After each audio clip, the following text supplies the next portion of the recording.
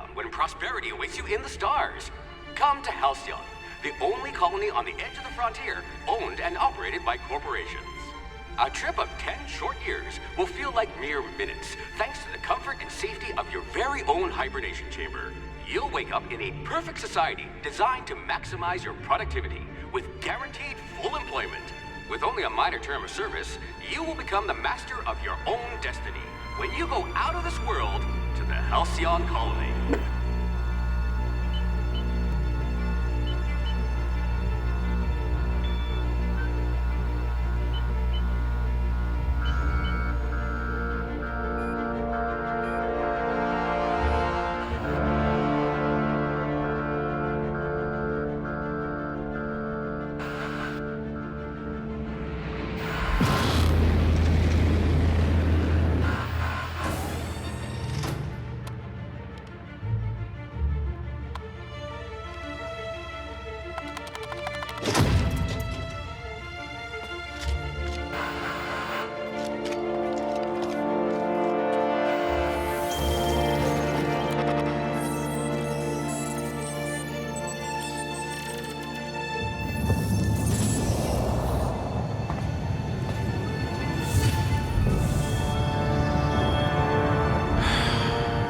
Hundreds of thousands of colonists left adrift out here forever, just to keep from damaging the board's bottom line.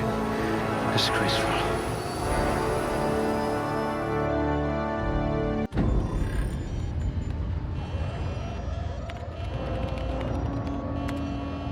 Looks to be your lucky day, my friend.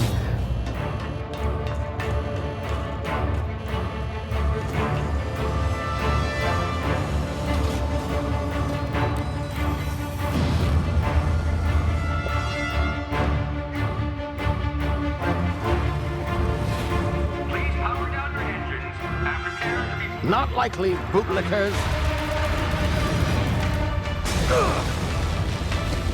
Initiate skip jump.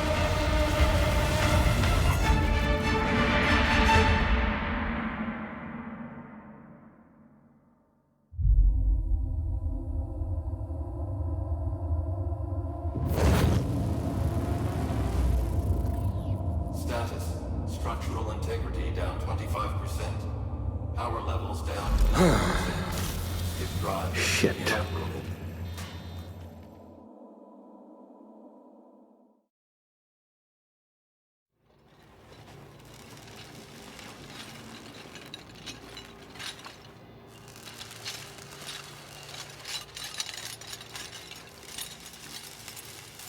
Ah, there you are. Wondering what's going on, eh? A bit of bad news there, I'm afraid. Your colony ship was inexplicably knocked out of skip space and forced to complete its journey at sublight speeds. This means that you and every other colonist on the Hope have been in suspended animation for 70 years, give or take. Normally, reviving someone after so long leads to some quite horrifying results. It's called explosive cell death, but it's really more of a liquefaction. Something wrong? Oh, yes, well, not to worry. I've pumped your body full of a special concoction I devised to keep you from dying so horrifically. Hopefully at all, but I guess we'll see, yes? Unfortunately, I used the last of my chemical supplies saving you. I know it's a lot to ask, but I must have your help securing more if we're to save the rest of your fellow colonists. I'd see it done myself, of course, but the board has a sizable bounty on my head. Now, my ship is inoperative, but I've managed to hire a smuggler to help you out. He'll be... Oh, I see we're in position. Good luck!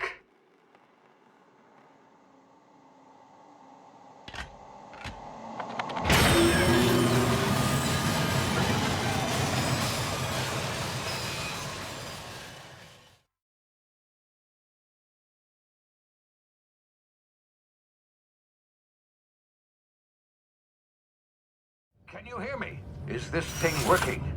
Ah, there you are. Now, where were we? Oh, yes, the smuggler. His name is Hawthorne, and he should be waiting for you at the landing site. He's to be your chauffeur, so to speak. Not to worry, I'm told he's a specialist. Dashing gunslinger, one-of-a-kind ship, that sort of thing. You'll like him. I'm sure. I've also outfitted you with a simple wireless monitor so I can track your progress. I'll check in with you as soon as you land. Good luck. All the colonists are counting on you.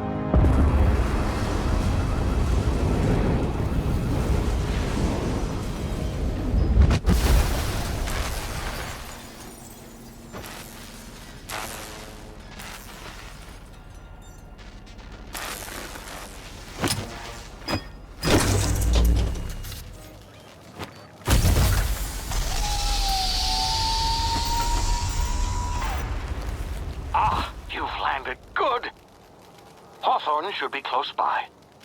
What in law's name? Is that him? Oh, that idiot. I told him to plant the beacon and move away, not stand there holding it. Oh well, no sense in letting his ship go to waste. Hawthorne won't mind you taking his ship. Better you than the board, huh? Not sure I trusted the fellow. Might have gone after the bounty on my head. Shame about the whole squashing thing. Nasty way to go.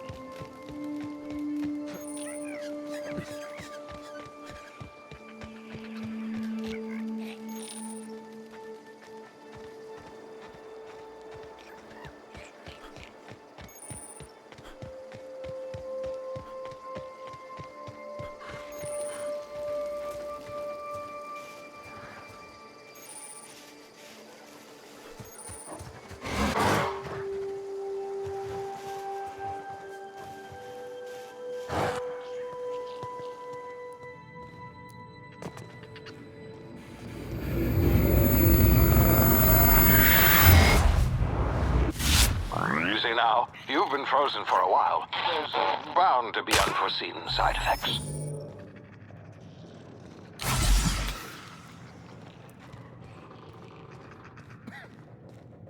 Hey, you, come here.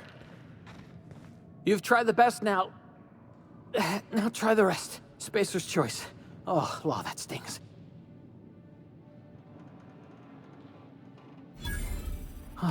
Looks like the bleeding stopped. I owe you one. Hope you don't mind me omitting this little exchange from my report. Spacer's Choice doesn't like us accepting outside help.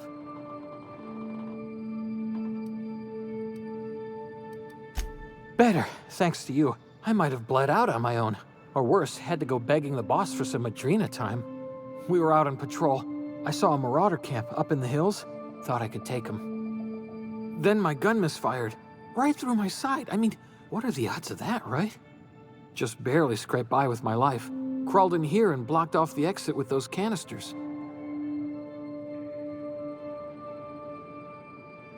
Gibbering, flesh-eating, law-breaking, unemployed lunatics with guns. Some hullhead grounded their spacecraft out in the open. That's a real good way to attract marauders.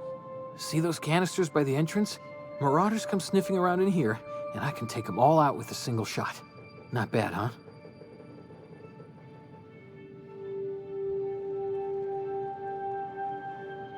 Yeah, okay. You look like you know your way around a gun. Got some spare ammo, not counting the bullet in my side. Here, you can have my saber too, for patching me up and all. All Spacer's Choice weapons are now 30% less likely to malfunction. You've tried the best, now try the rest. Spacer's Choice. Yes, nailed it that time.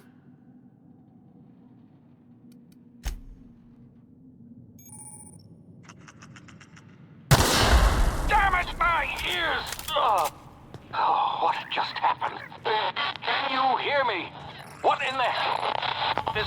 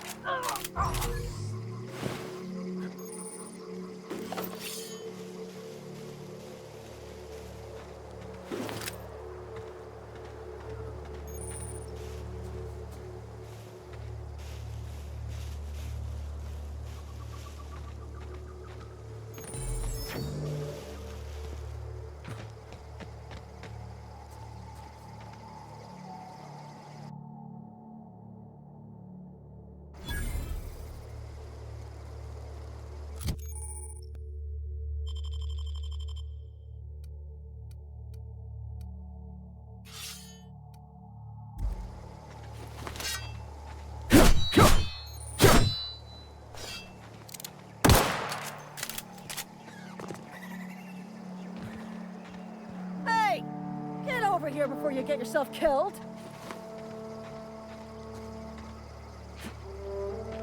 Don't know where you came from, stranger, but you best keep your head down. There's marauders hereabouts, and worse, landing violators. Gall on that rung leech! Landing in the Vale without using an official Spacer's Choice landing pad. I'd slap him with a fine if it weren't for all these marauders shambling about.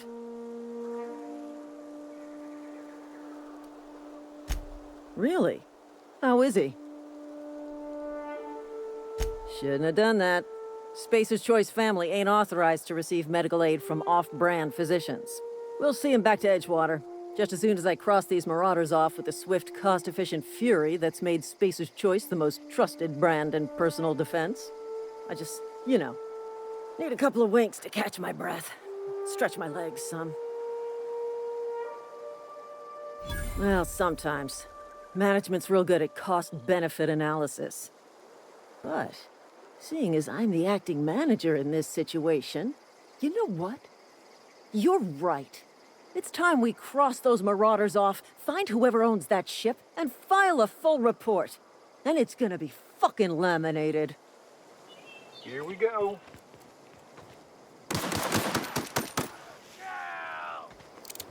Thank you!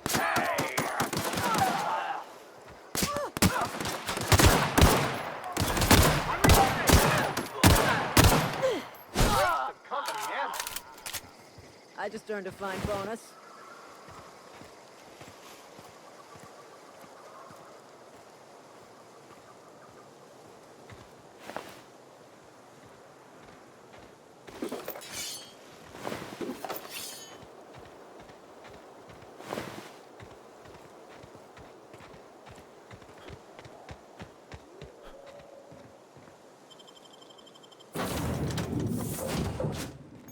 Please be informed that this vessel contains no valuable plunder.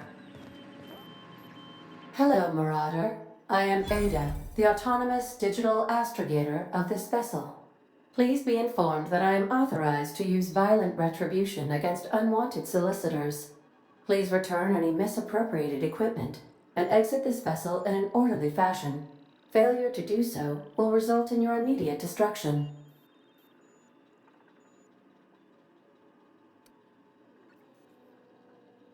I detect an elevated heart rate, indicating dishonesty.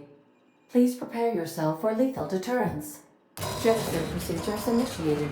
Disengage in airlocks. Prepare to eject all boarded parties in 5, 4, 3, 2, 1. You are still here. My deception protocols have failed. I have been programmed to express disappointment. I am incapable of accepting orders from anyone other than Captain Alex Hawthorne. I deduce from the tone of your voice that Captain Hawthorne failed to meet you at the designated location. I understand. I will require some time to process this information. Thank you for your patience and for your honesty. I am programmed to take orders exclusively from Captain Hawthorne. If I accept your orders, then you must be Captain Hawthorne. Do you understand?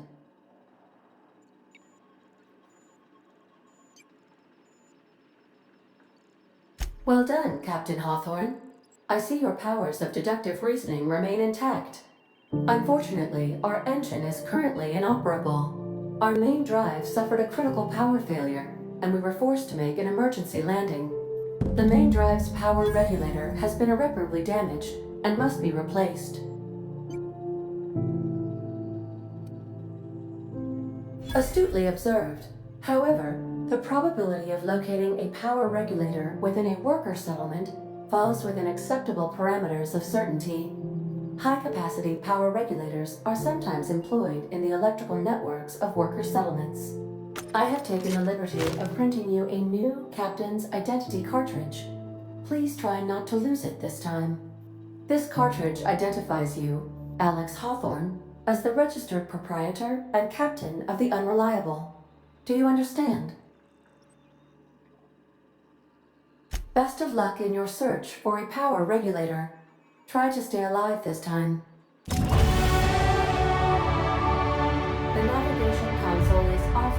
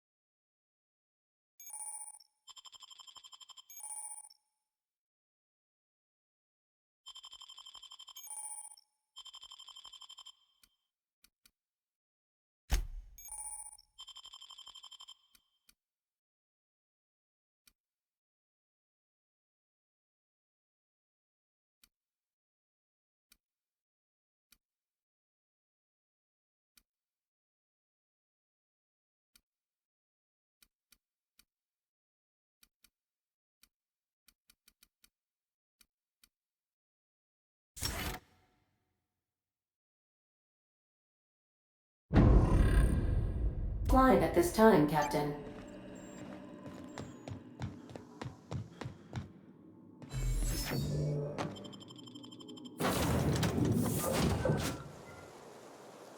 Say, this wouldn't happen to be your ship, would it? Because you sure walked in it like it was your ship. And if this ship is yours, well, mister, you owe Spacer's Choice a hefty fine. Afraid we gotta dock your pay.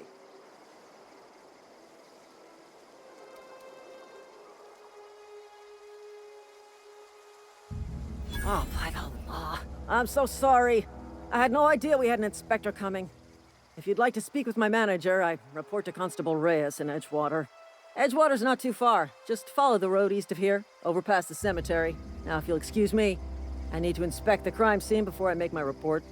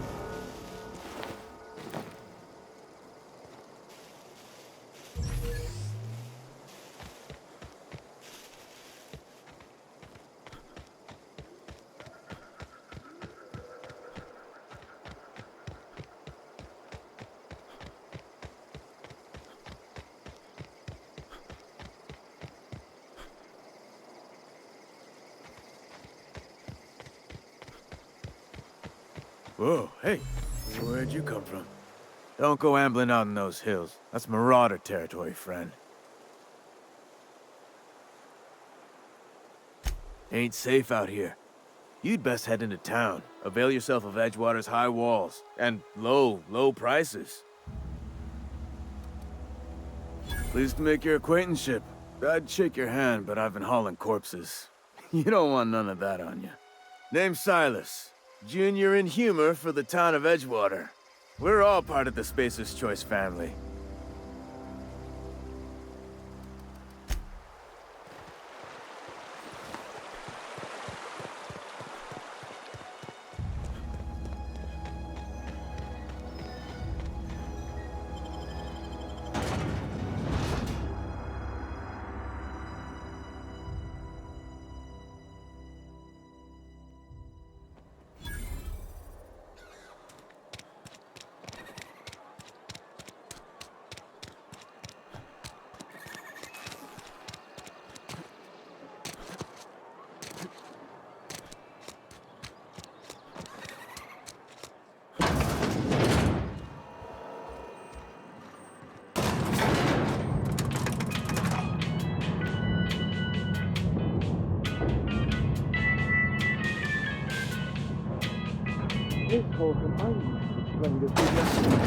The grease...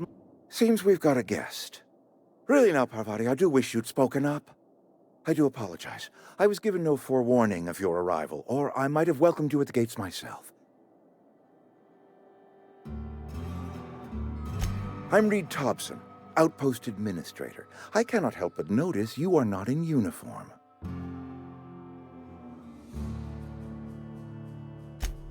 Yes, so it dawns on me. Seems I allowed my excitement to run away with my wits. Been a few seasons since we've had a visitor pass through. Only regulator we got is hooked up to the town transformer. Mr. Thompson ain't liable to be keen on dismantling it. I beg your pardon. I am most emphatically not keen on any such thing. I can't let you have our power regulator.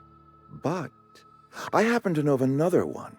And I happen to know exactly how you may retrieve it without frying yourself in the process. There's a power regulator in the old botanical lab. It's mostly abandoned, so all that power is being squandered. Go down to the geothermal plant. Reroute power from the botanical district over to us. Once their power's shut down, you can have their regulator and be along on your way.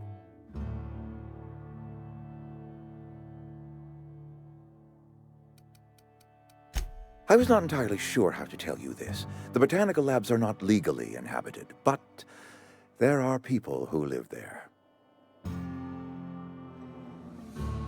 The people living in the botanical labs, they're deserters, former workers. I need them back at their posts. I need them to come home.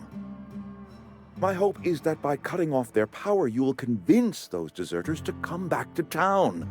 Before you go to the plant, I want you to stop by the botanical lab. Speak to their leader, Adelaide. Tell her the power's about to go, and that it's time her band of deserters came back to town. My dad told me all about the plant. Taught me all he knew. I could come in useful. I mean, if that's all right with you, Mr. Thompson. Sir. I hesitate to part ways with Miss Holcomb, but I cannot deny that she is talented and may prove useful to you. You will need an administrative passcode in order to enter the plant. I am trusting you with mine, and trusting Miss Holcomb to guide you if you'd like. Great! I got my wrenches and diagnosticators and hairpins and engine tape, so I'm all set. Well, I am glad to hear that. Best of luck to you, and thank you again for your help. It is a lot to ask of a stranger, I know.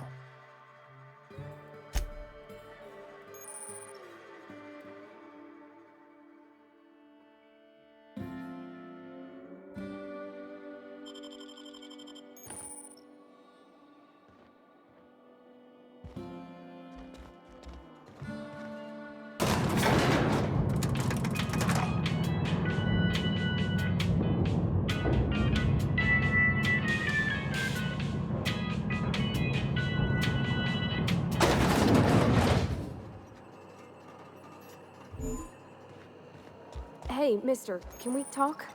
Sorry. Can we talk? Sorry. You just want to get out of here. And you likely don't want to tag along like me. It's just, Mr. Thompson has his own view on matters, on account of it's his job and what all, but that's not the only side of the tale.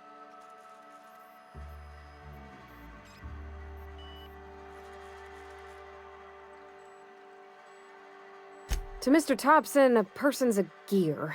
It does its job quiet-like. If it squeaks or stutters, it gets replaced. The deserters are decent folk. I knew some of them before they left. Life's hard here, especially for them that don't fit in so well. We're one big Spacer's Choice family, but every family's got the one the rest whisper about. Mr. Thompson's aiming to take away their power.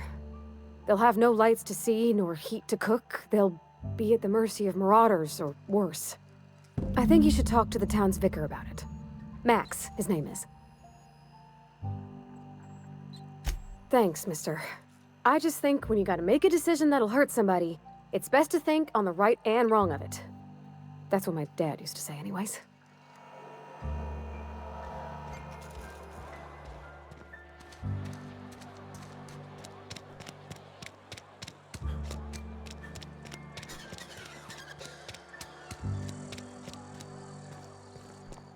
I've always felt weird in here. It's too clean. Yes, what is it?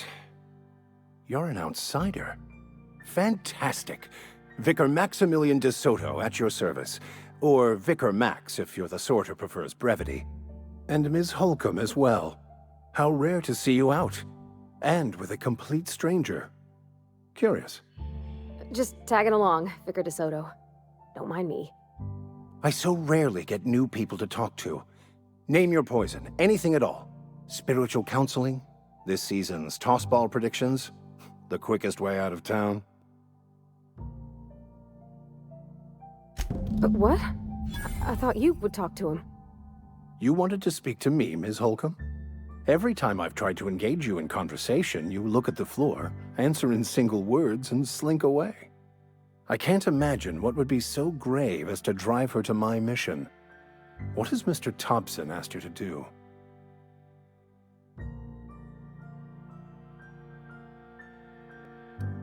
Depriving them of safety from the marauders and wildlife. I can see why that troubles you. Miss Holcomb has a soft heart. Always has, if you believe the talk. Assuming your goal is to save as many as possible, then you should bring everyone together. Send the power to Edgewater and convince the deserters to return to the fold.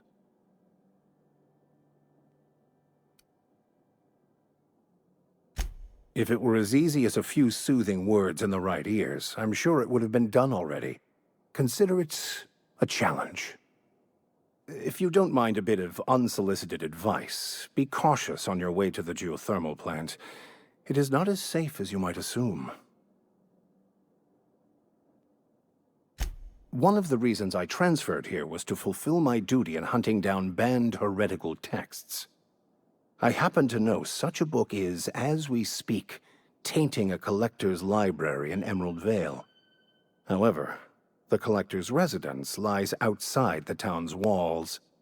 My retrieval efforts have been thwarted by marauders who have overrun the property. Should you fare better than me, I'd pay a handsome sum for the book.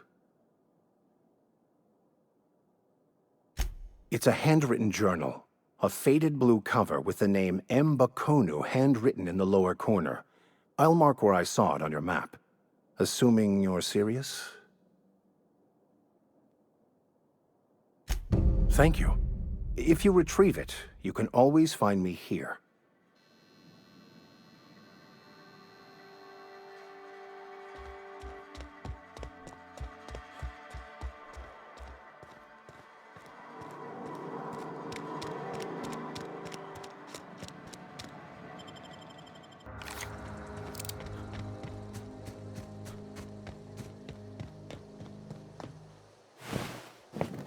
Move along, stranger. We don't want any trouble.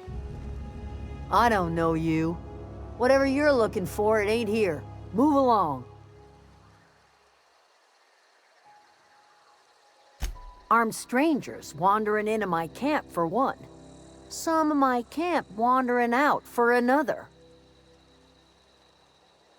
You want to try standing outside in the heat, keeping your sights open for the next Marauder raid? No, I'm sorry. That was unworthy of me. Lady named Zoe went missing some nights ago. Just up and vanished without a trace. Now I'm pacing around wondering if Marauders got to her. It's not like Zoe to go wandering. Figured she might be out scavenging, but that ain't exactly her talent. Can't imagine where she's gone. Vale's a wide place. She could be anywhere. Could do without the gallows humor.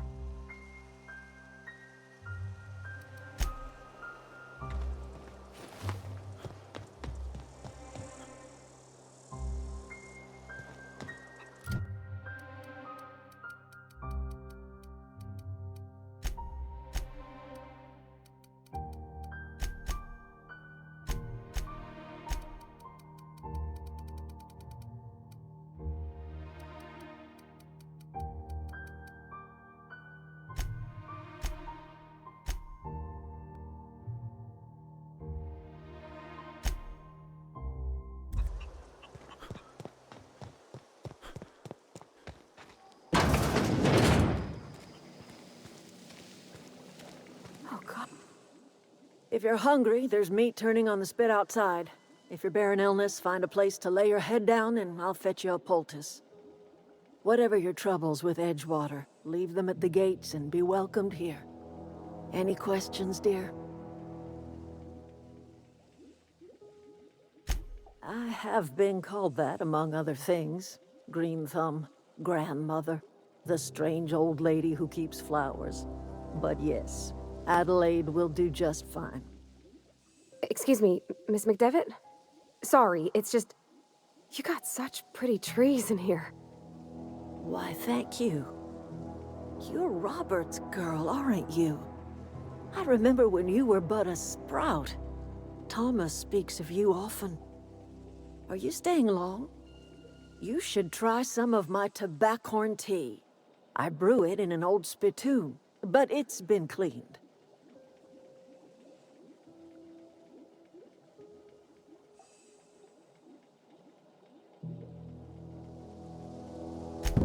Reed Thompson?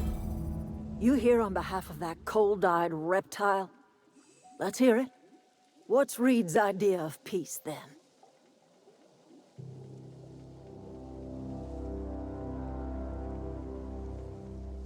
Like everything else that comes out of Edgewater, that peace offering is canned. I and my own are living just fine out here by ourselves. He would do such a thing. The question is, why would you agree to his plans? Cannery's got a regulator. You want ship parts, you ought to rip him out of the cannery's guts and leave us be. If you're going down to the plant, you should divert power away from Edgewater and toward our end of the grid. Think about it. You'd be liberating an entire town from a lifetime of service to that odious cannery. Seems the sort of thing a hero would do. I trust you will listen to your conscience.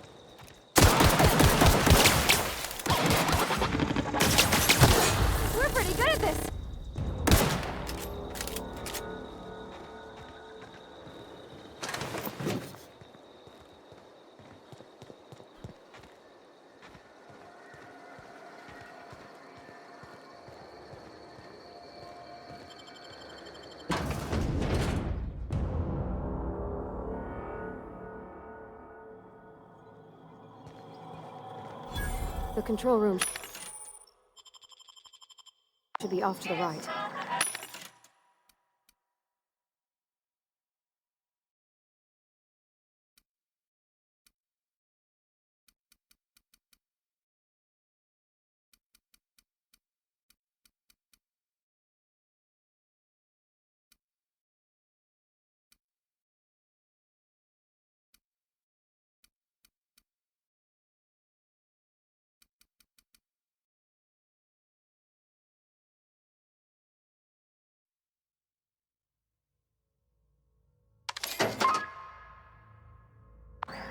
I hope we're doing the right thing.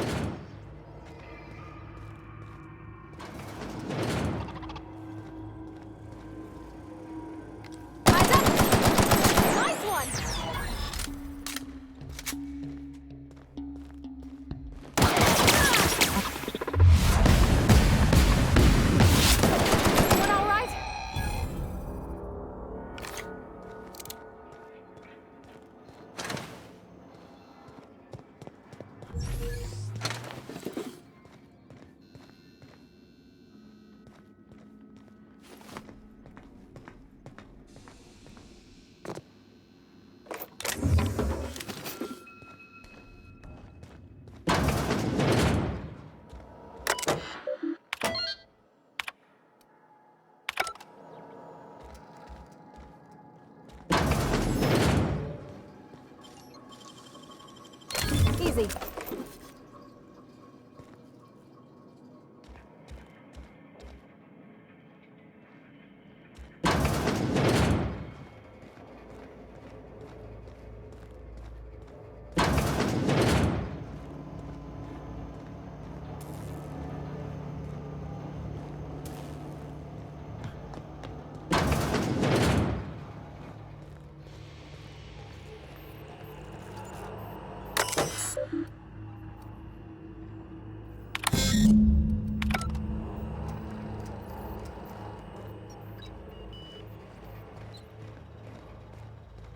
Three switches.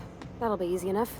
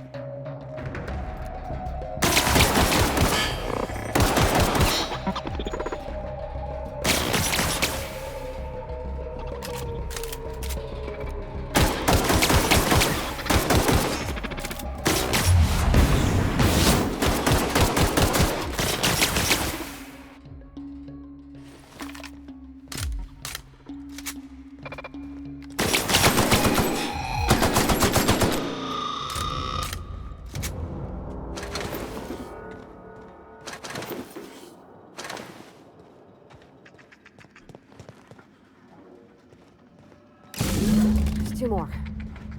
What'll happen to Miss McDevitt's folk if we send power to the bay?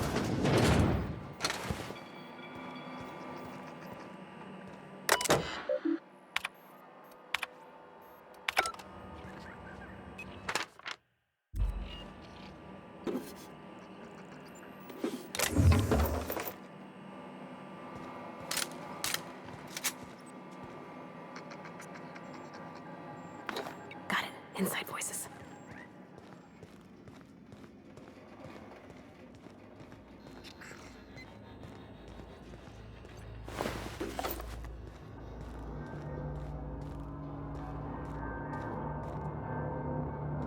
Get away!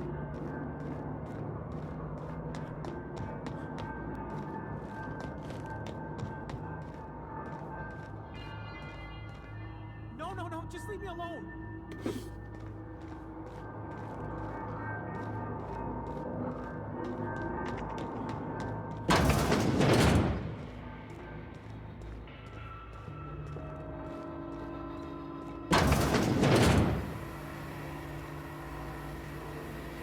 Mind the steam.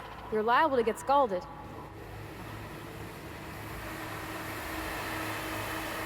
Processing.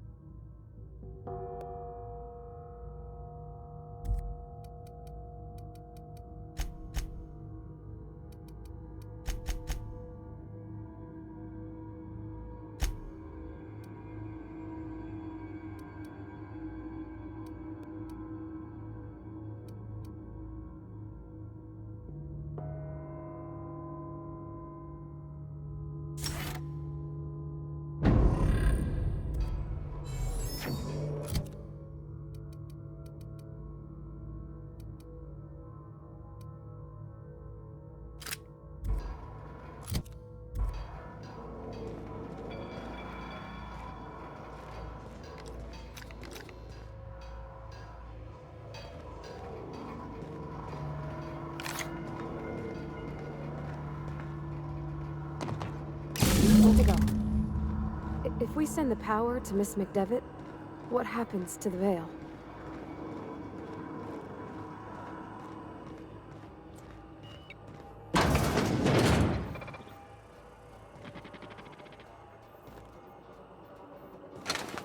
Halt.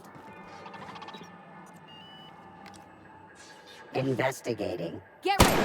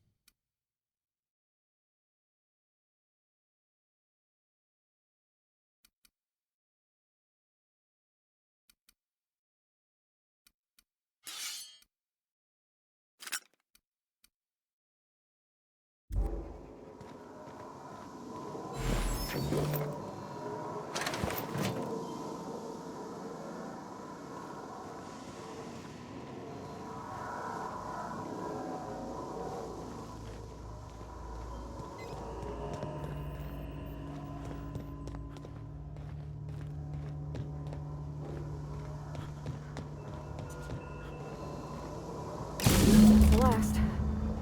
I'm not sure what the ride is. Alls I know is the decision's fun.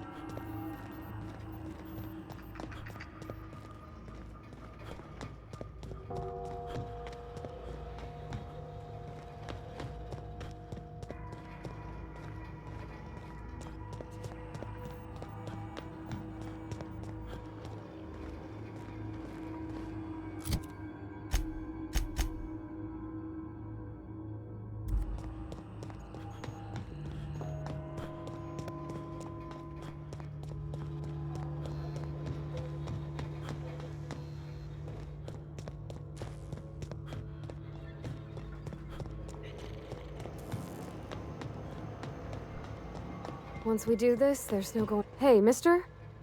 Look, I know you want your power regulator and all, but I just gotta ask you. Do you understand what you're about to do? I don't think you should cut off Edgewater's power. I think it would be cruel. I'm sorry. That just sort of came out all at once. Edgewater's hurting. We've been losing workers year after year, and corporate hardly ever sends replacements. There's barely enough Saltuna to fill our bellies anymore. But the town's got some good people in it. Decent, hard-working folk just living their lives the only way they know how. They don't deserve to be punished.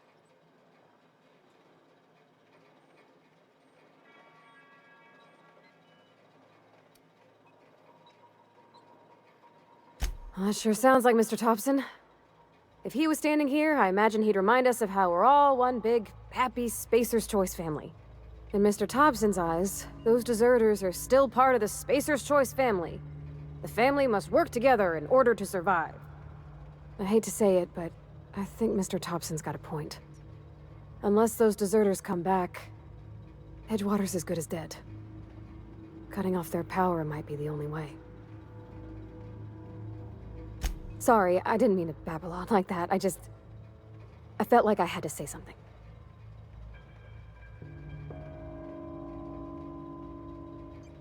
Really? I mean, wow. Thanks. No one's ever told me those words in that order.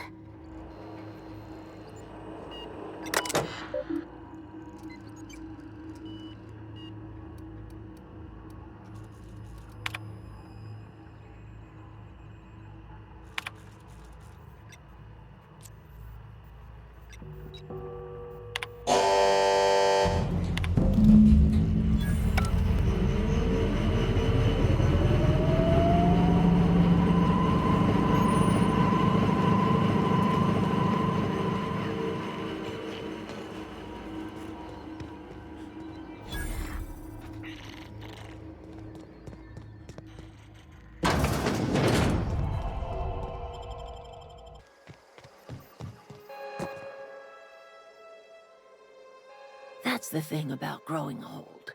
Your eyes start to fail. Elsewise, I would have seen you for the snake that you are, chopped you into pieces and roasted you on a spit. This is all you're doing.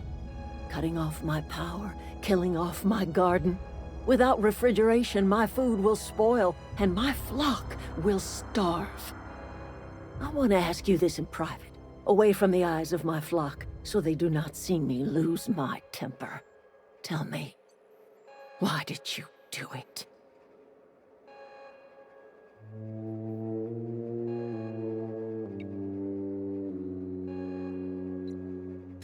You want my flock wasting their lives in that cannery? Fine. Go and talk to them. Go talk to Grace and Thomas. Look them in the eye and tell them their life here is over, and the only thing left to do is go back to Edgewater. This is now your responsibility. And you tell Reed Thompson that I will never return to Edgewater. I would rather die among my flowers than live under his management.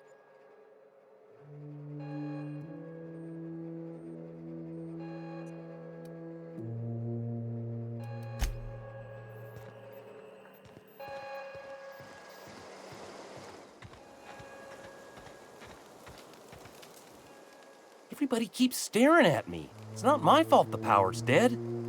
Whoa, Miss Parvati. Hey, you're, what, how are you? Hi, hello. Are you, are things safe out here? How are you keeping? Great, just great. I've been trying to keep stuff running, just like you. Only I'm not so... Wait, they didn't kick you out, did they? Oh gosh, no, I'm just along with this fella here. I seen you wandering around here. You don't look like you're coming from town.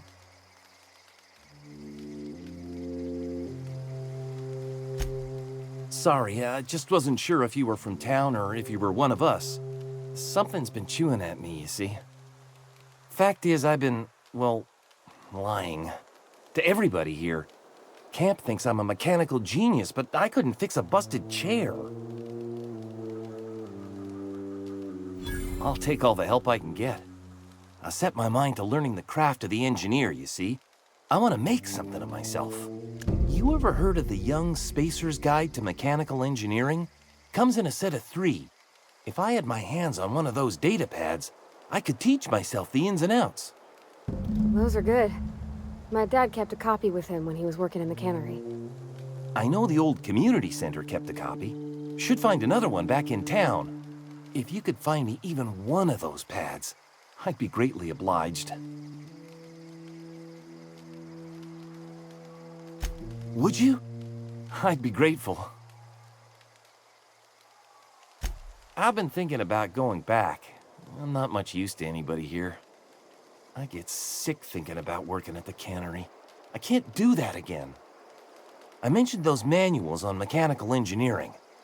Suppose if I had one of those, I could go back to Reed and make a real case for myself.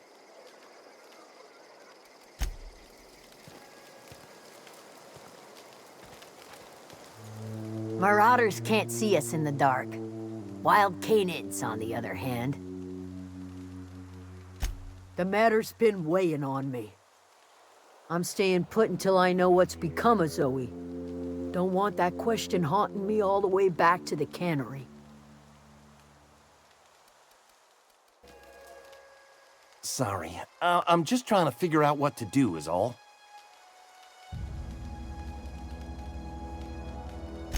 I've been thinking about going back. I'm not much use to anybody here. I get sick thinking about working at the cannery. I can't do that again. You know something? I think you're right. The town could use another engineer, and I'm on my way to becoming one. I could do a lot of good in Edgewater. Maybe even keep a garage of my own with a little workbench and my very own toolbox. It's just... Adelaide's never gonna forgive me. Not in 100 years. I go crawling back to my old life in Edgewater and I'm as good as dead to her. Are you sure about this? If we head back to Edgewater on our own, Adelaide won't come with us. She'll stay here and curse us till the end of her days.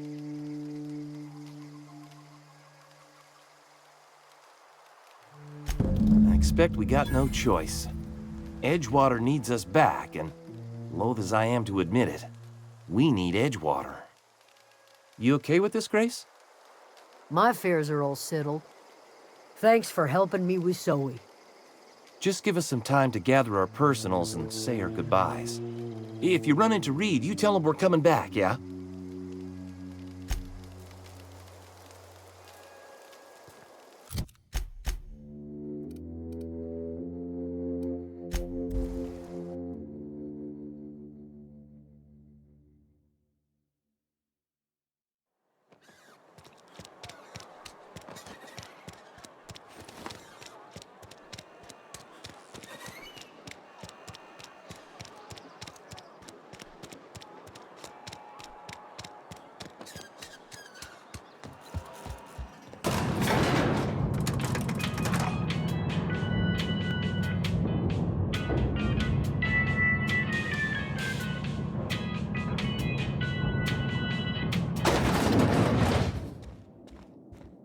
This is a fine day, friend. Power flows through our town like a cool stream of water. I trust Adelaide's people have seen their way to reason. So, when can I expect them back at their posts? That's good enough for me. Adelaide and I have a history. Was unlikely she'd ever come back. But hope springs eternal. We are in your debt. I am authorizing you for a discount on all official Spacer's Choice products, courtesy of the people of Edgewater. By all means.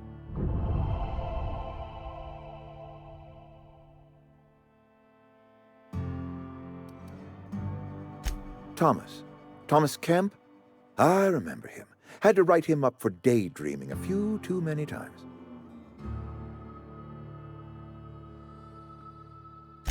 He tries real hard, Mr. Thompson.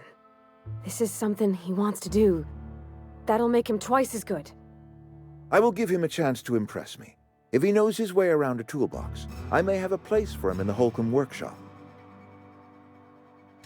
Her son got sick with plague a couple years back. The company never gave us enough medication to treat the whole town. So I had to choose, you see. Adelaide's child or someone else's. She's never forgiven me. I don't expect she ever will. This whole fiasco is not one I am keen on repeating. I was too hard on my own workers. I pushed them to their breaking point. With more hands at the cannery, I expect productivity will rise. I expect we'll grow. And I expect I can ask corporate to send us some more medicine. We'll survive, one way or another.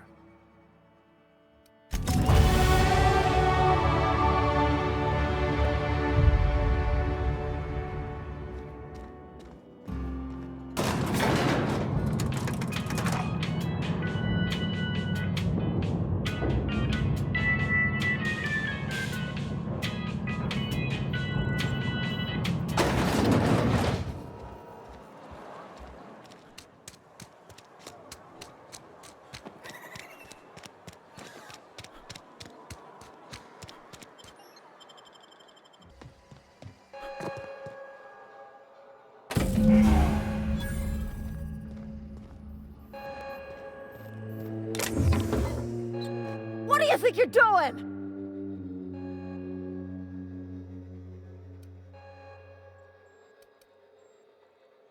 Just don't make any trouble for me.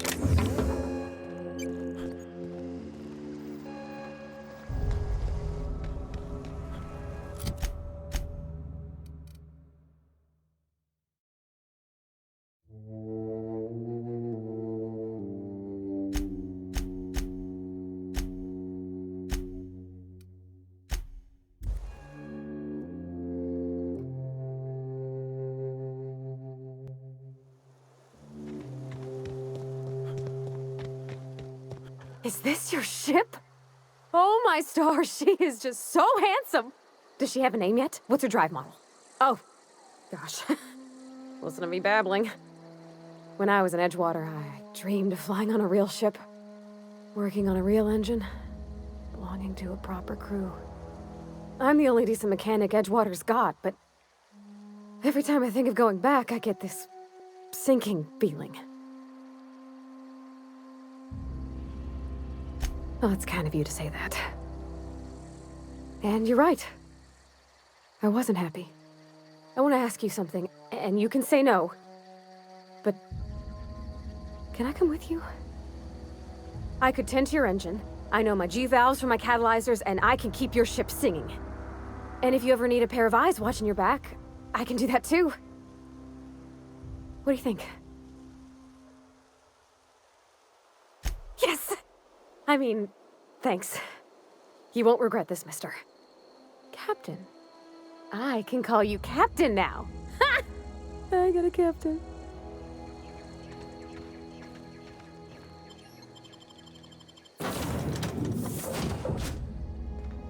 Well, I certainly am looking forward to flying on a ship. What can I do for you, Captain? Do you know how to install a power regulator? Outstanding, Captain. Your aptitude for engineering will prove invaluable in the event of another catastrophic engine failure. Our engine room is located behind you. Across the cargo bay, up the ladders. Captain, I have detected that Edgewater's power supply is now optimal. I applaud your willingness to invest your time in the local community.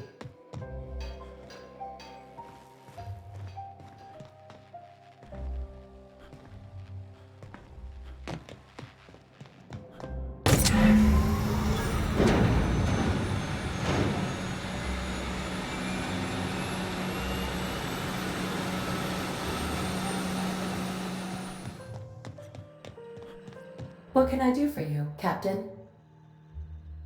All systems are operating within acceptable parameters. I am prepared to bring the unreliable into low-altitude orbit. This should prove an adequate test of our flight capabilities.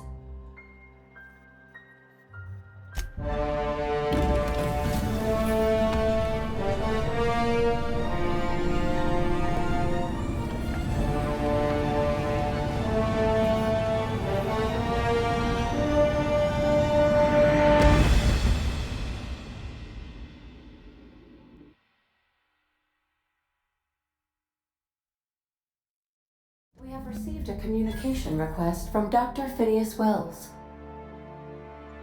Aha, there you are. Hale and hearty, and captain of your own ship.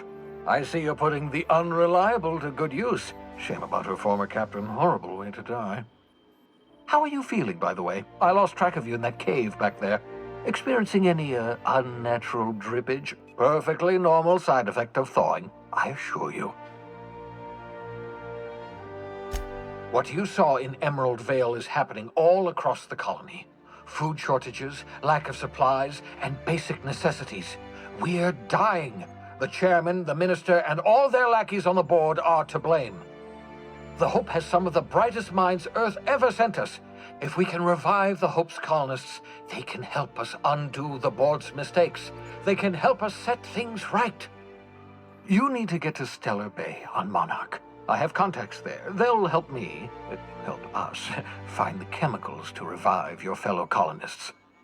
Gladys Kelly, lovely woman, runs a cozy little black marketing outfit on the Groundbreaker. She can get you a nav key to land on Stellar Bay. Excellent. I'll send her a wireless. Let her know you're coming. By the way, I gave Captain Hawthorne a disguise apparatus of my own design, cutting-edge technology years ahead of its time. I call it the Holographic Shroud. I'm sure it will prove remarkably useful to you. You'll find it in the captain's quarters. Excellent. I'll contact you once you've found a way to get to Stellar Bay. If you have any questions, come see me in my lab. And remember, don't trust the board. They'll try to win you over with promises of wealth and power, but it's a lie. The board's only interested in filling their own pockets. If we don't put a stop to them, they're going to run this colony to the ground. Transmission ended. If you are ready to depart, please select a destination on your navigation terminal.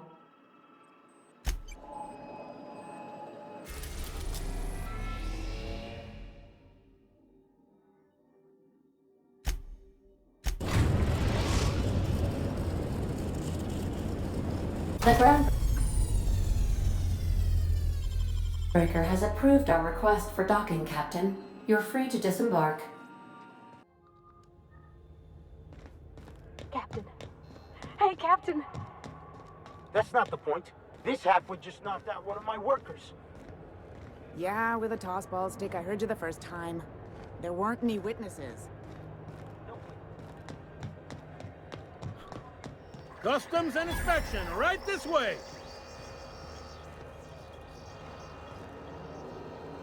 Identification, please.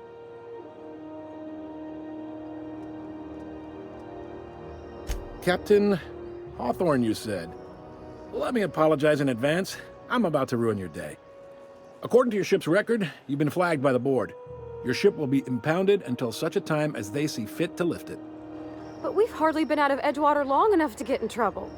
Now, hold on. This isn't the end of the world. Probably. You'll want to take it up with Udom Bedford, our board representative here on Groundbreaker. His office is located along the starboard wall of the promenade. Shines like a Byzantium commode. You can't miss it.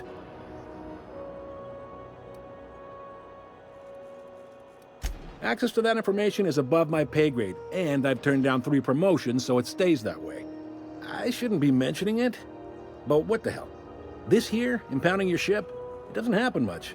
The board knows we don't take kindly to their interfering in our operations. If I had to take a guess as to why, you must have riled up someone important. You take the starch out of them, well, you won't hear any complaints from me. Oh, and if you're headed that way, would you mind doing me a favor? Wanda Dorset over in sickbay, tell her the shipment's not in yet. It's not coming in anytime soon, and if she'd be so obliged to get off my ass about it. Much appreciated. Is there anything else I can help you with? The fence. You'll find her in the rest and go, on your left when you enter the promenade. Make sure you bring an empty belly. Be seeing you.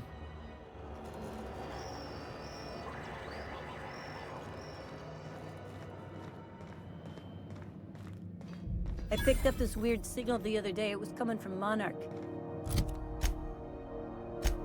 Here we go again. No one lives on Monarch. This is Halcyon News. We interrupt your regularly scheduled advertisement for the following story.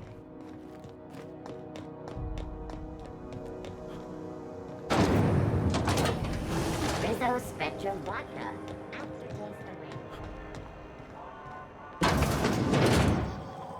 Ooh, can we rent an upstairs room? Bless my heart. A stranger come knocking on a poor old woman's door. You here for a particular reason? Or did the neighbors tell you how good my sugar cookies are? Made without a single natural ingredient, or an oven. Just like store-bought. Those have been the height of illegality since Stellar Bay turned their noses up at the board. You and I could be thrown to the void just for discussing such a transaction. Lucky for us, Groundbreaker's a free port. We're outside of the board's control. For the time being, at least. Now, I only have the one nav key. And they're hard to come by these days. It won't be cheap. if you find yourself lacking in the bits, I might have an opportunity you'd be interested in. Well, I find I'm in need of a ship captain with a little moral flexibility. Might be this could help out the Groundbreaker, as well as earn some bits. But if you've got qualms... Do you know Edna, over in engineering? Sweet as a pea, that one. On occasion, she'll pass along transmissions I might find interesting. She sent me a recording of a distress signal she'd scraped from the Groundbreaker's comm array. Curious thing is, it came from an outpost called Roseway. And Auntie Cleo abandoned that place years ago. You've got an ear for intrigue and a nose for bits. I like that. Here's a copy of the SOS recording, complete with the coordinates. If you should find a secret worth selling, might be I could find a buyer. Corporate bigwigs will pay top bit for inside information on their competitors. The more we got the corps fighting each other, the less time they got to meddle in our affairs. Don't forget to come find old Gladys when you're done. Anytime, sweetheart. You know where to find me. Here, take a candy with you.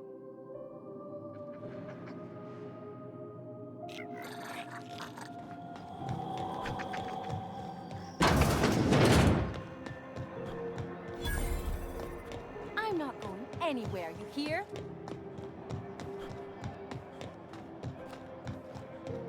Go back to Byzantium, you I'm just gonna hang in the back and try not to touch anything. Ah, yes. Wheeler messaged me you were coming. He must be the captain of the Unreliable, a vessel that used to be helmed by one Alex Hawthorne. And you are not he. Has something happened to my favorite scruffy freelancer?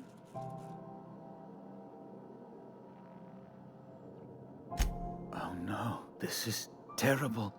My dear friend, what devilry is this? In whose miserable fever dream am I trapped?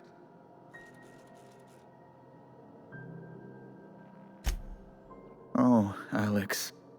There were so many arguments we'd yet to have.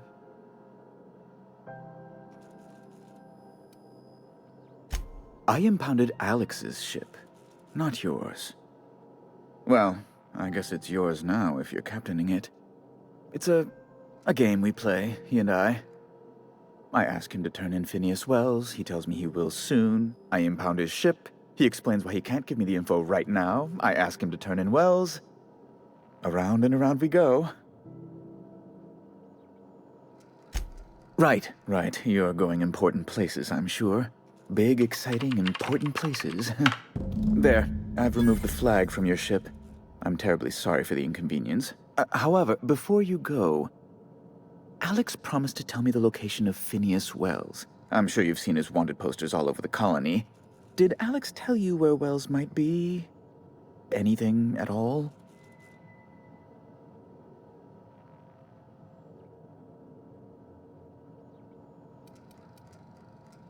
That's...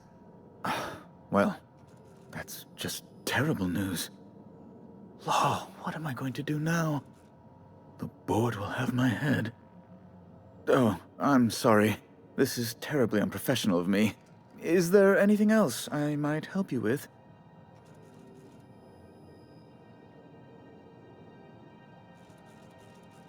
It's personal business, I'm afraid. Miserably, terribly personal. Information on the whereabouts of Phineas Wells would go a long way. It's my white whale, I suppose. What?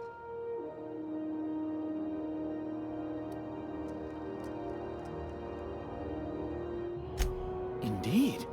And you know where he is? Excelsior! An apprehension of this caliber will be tremendous for my career. I'll send you straight away to my superiors in Byzantium, only... Oh, no. Oh, no.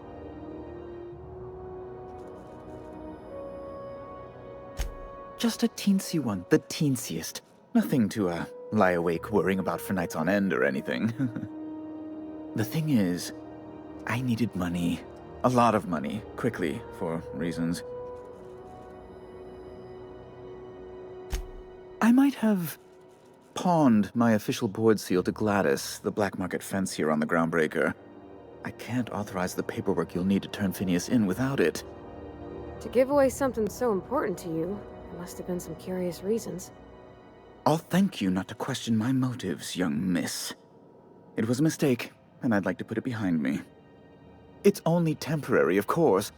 I'd never leave something so important in the hands of someone of such a dubious moral character. I was going to buy it back once I raised the capital. So you'll need to get my seal back from her if you want to hand Phineas over to the board. Though it might surprise you. Oh gosh, that's quite a goof, sir. If you don't mind me saying. I'm very well aware. Now, let's get back to business, hmm?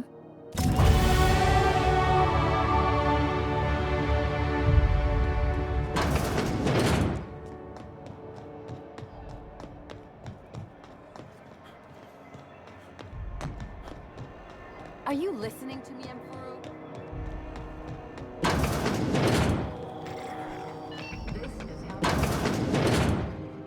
If you're here for this week's magazine club meeting, you're a touch late.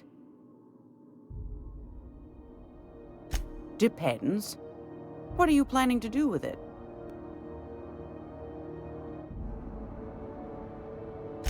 See the lights. Taking a show or two at the infamous Bijou. Could be a treat if you like that kind of thing. All right, I'll sell it to you. But it's gonna cost you dear. Anything else, dear?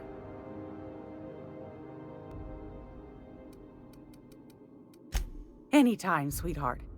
You know where to find me.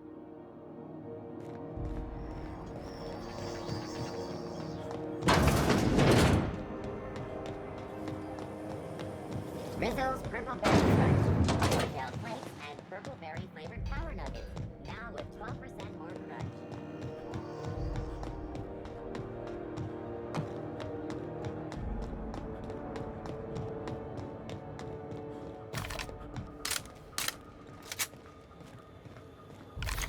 Hey, you got a second? Hey, we don't know each other yet, but I'm Felix Millstone. I was in the middle of a little discussion with the local authorities when you passed me by. I noticed your ship in port. Got to thinking you might be looking for some crew, so I wandered by, just to take a closer look. Gotta hand it to you, boss. That's a fine-looking ship.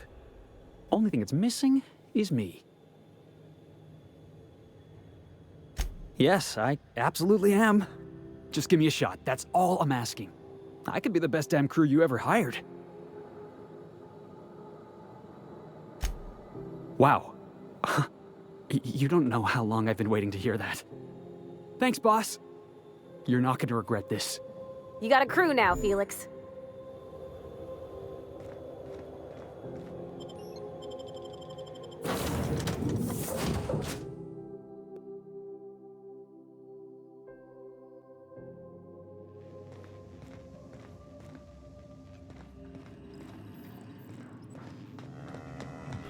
Didn't I request no more fertilizer shipments be brought on board? Who keeps ordering these?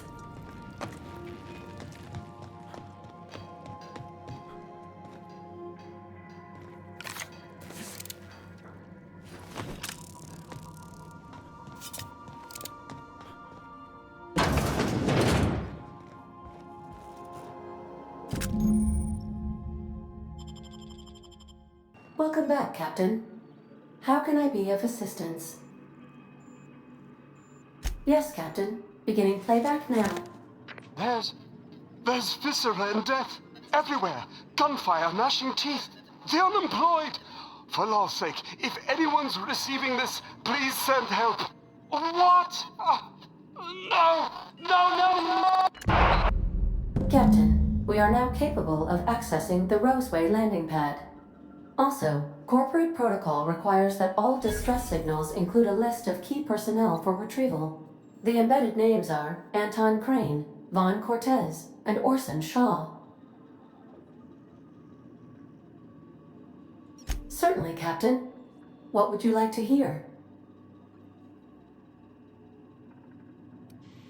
Now playing a Spacer's Choice advertisement jingle.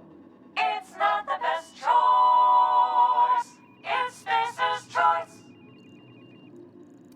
My pleasure, Captain. As you wish, Captain. I must comply with all direct orders.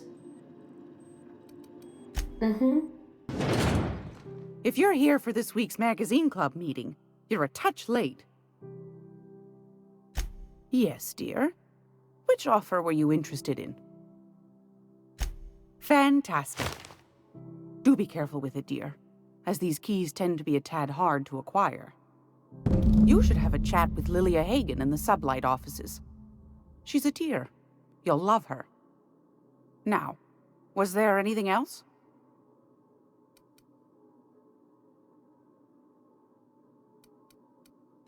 Anytime, sweetheart. You know where to find me.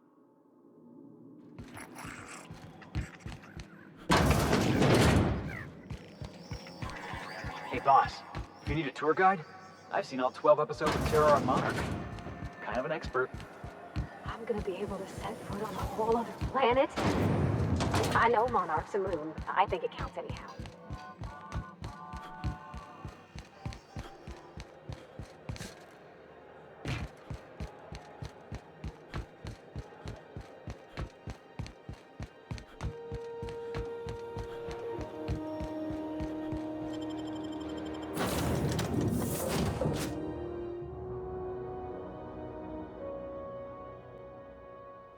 I believe I hear Felix and Parvati discussing the latest Aetherwave serial. Welcome back, Captain.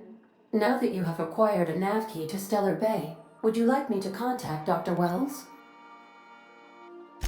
Well done. You'll love Monarch. Exotic climate, violent native species, fascinating culture, really. You'll need to speak with Hiram Blythe. He's known as the information broker, and for good reason. If anyone knows where I can find those chemicals, it's Hiram. I need those chemicals to revive the Hope's colonists. They can help us fight back against the Board. They can help us set things right. If we don't put a stop to the Board, they're going to drive this colony toward a complete societal collapse. You'll see what I mean when you arrive on Monarch.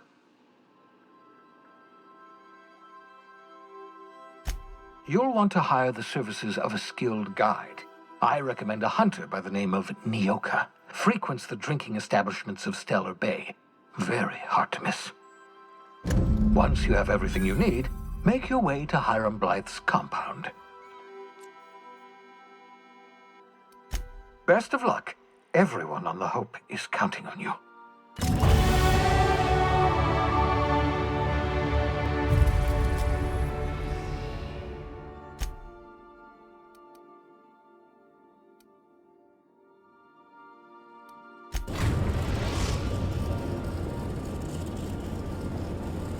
We're now in orbit above Stellar Bay, Captain.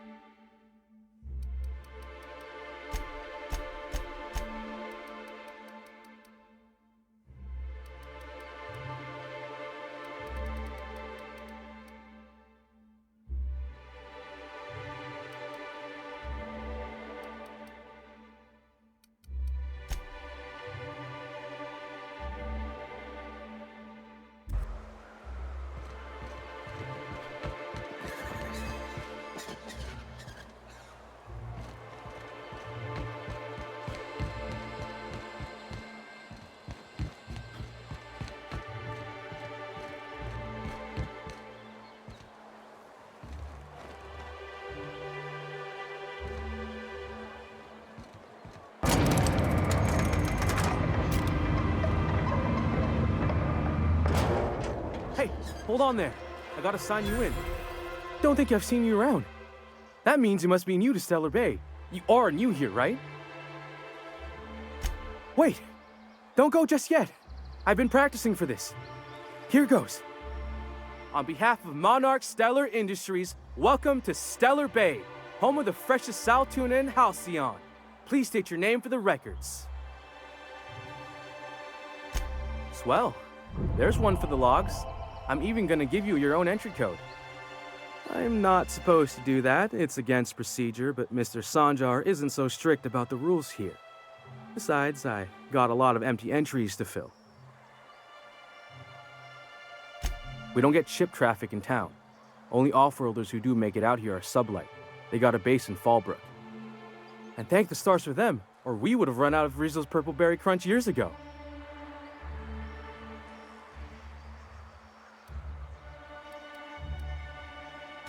Mr. Sandra will be mighty pleased to meet you. If you see him over at headquarters, maybe you could tell him I did a bang-up job of welcoming you? Oh, and if you're headed that way, maybe you could do me a favor? I got this Rizzo's Rangers Tossball poster coming in on the next sublight shipment, signed by the Black Hole himself. Only I haven't heard anything in a while. You think you could check with Celia to see if it's come in?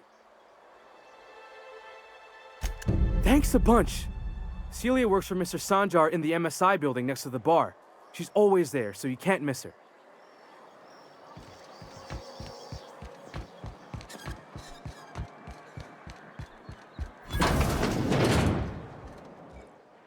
And the little bastard's slippery, right?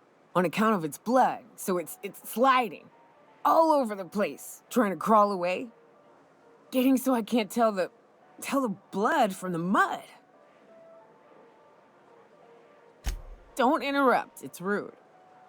But I gotta get in there, get right in that baby rap's stomach and dig it out. If so much as a drop of stomach acid got on that medallion, shit, I don't know what I'd do. Might be I'd hunt every damn wrapped out there. Right. What are you staring? Wait. You ain't from around here. Who are you?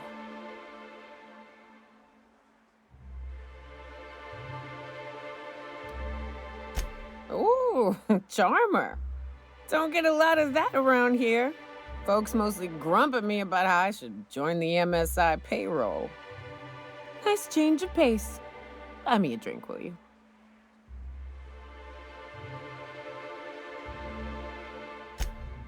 Outstanding! What are you doing in Stellar Bay, stranger? Well. Let's get down to brass nuts then, shall we? Wait, that ain't it. Brass rats? Let's talk business. I'm headed back out there after I sober up. You want a guide sooner than that? You have to get me something to clear my head. Outstanding! Our dispensary here maintains a stock of, well, I don't rightly know what they are. Steroid or caffeine somethings? Pills. They're very good. I'm cut off for the month, on account of needing one just about every damn day. But I'm sure you've got your wily ways. Fetch me one and we'll be all set.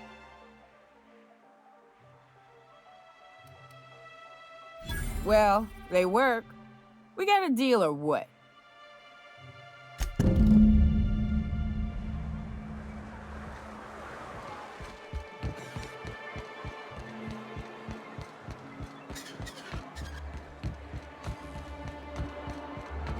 Velma seem out of sorts to you? She's always cranky. Velma... Hello, dearie. Why, I don't believe I've seen you before. And with sweet cheeks like those, I'd remember. What can Auntie Abigail do for you?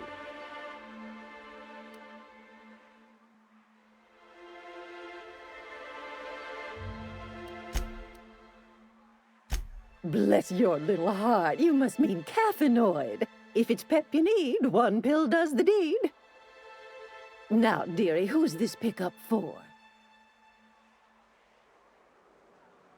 I'm so sorry, but with the iconoclasts and the marauder filth chasing away what little trade we get, I'm afraid I have to reserve my supply for Stellar Bay residents.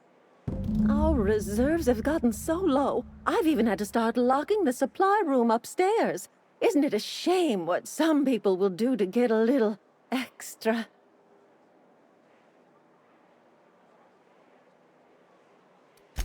Isn't it just? I'd make an exception for you if I could, my little cherub. Is there anyone else needing a special pickup from Auntie Abigail? Oh, her. It's none of my business, but I have told her Dr. Williams would bump up her monthly allotment if only she'd join MSI, contribute like the rest of us. Now I've gone and said too much, and you know me, dearie, I don't like to pry.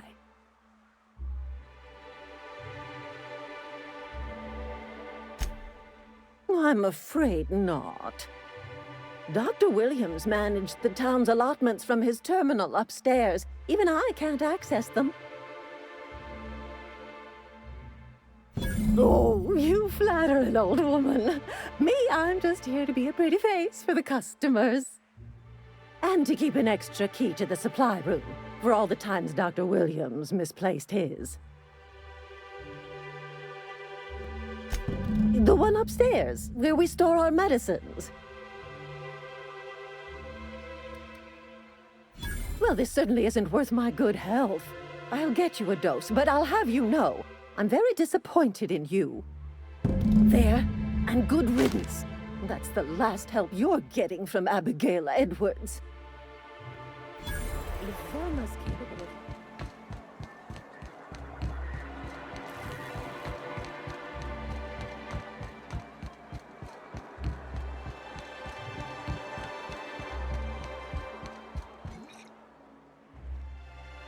Ah, the charmer. Welcome back. Drink, chat, or business? All of the above? More or less dangerous than a steady supply of alcohol. Give it here.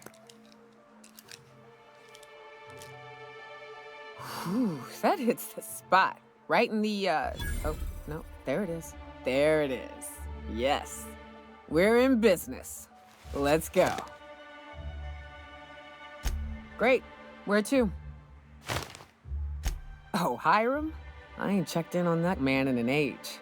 He's running the giant radio tower we lovingly call Devil's Peak. We'll be going south and west, mostly along the road till we're past Fallbrook.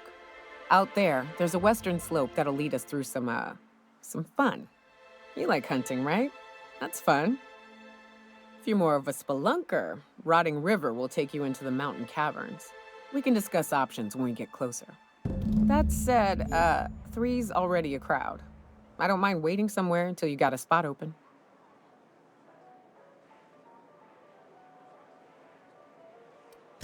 A real big game hunter. You gotta give me some pointers.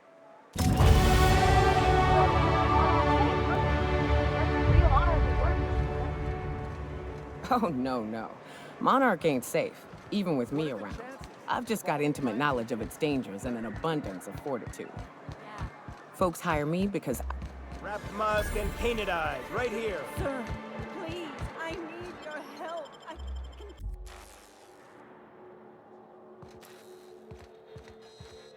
You may not realize this being as you're an outsider, but the blaring alarms indicate the station's on lockdown. Which means you can't ever get to me.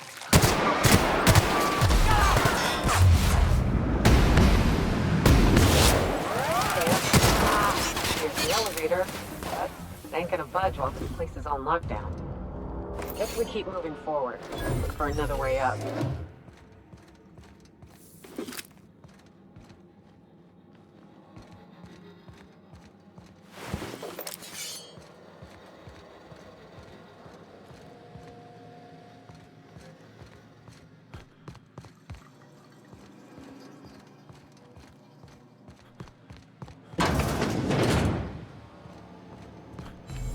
You out there, whoever you are, yes, I can see you.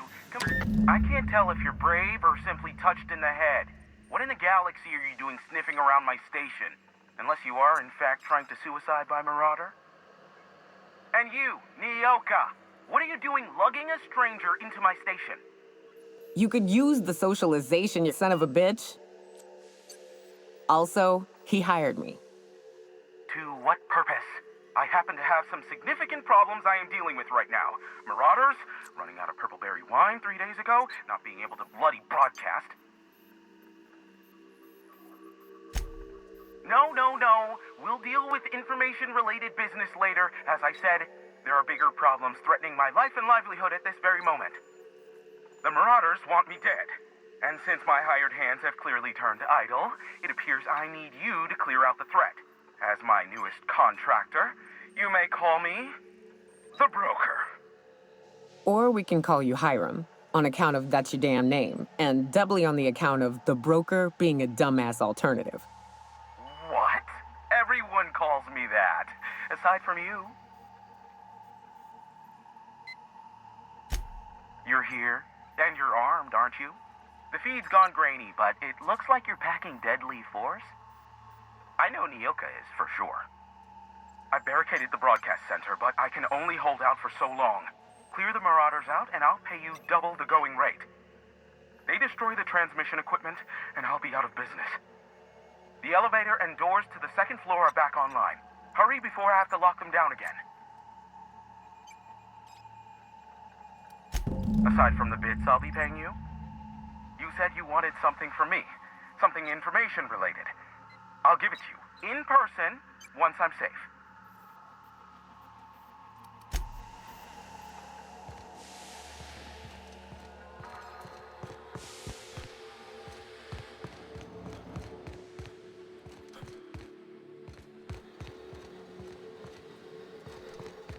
Hey, elevators to your right. Get ready.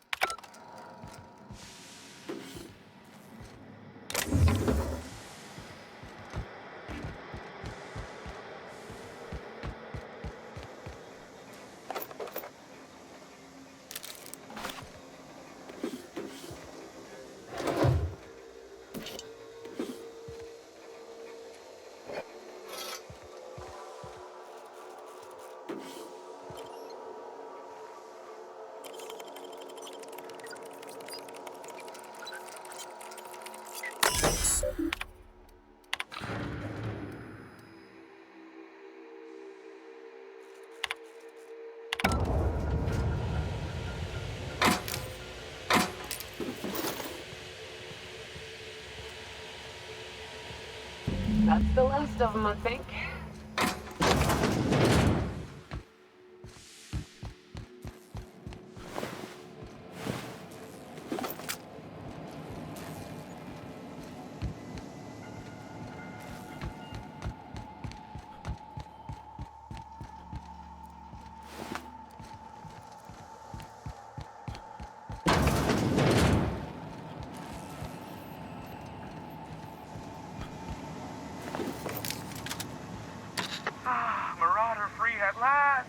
I'll get the door. You hurry on in.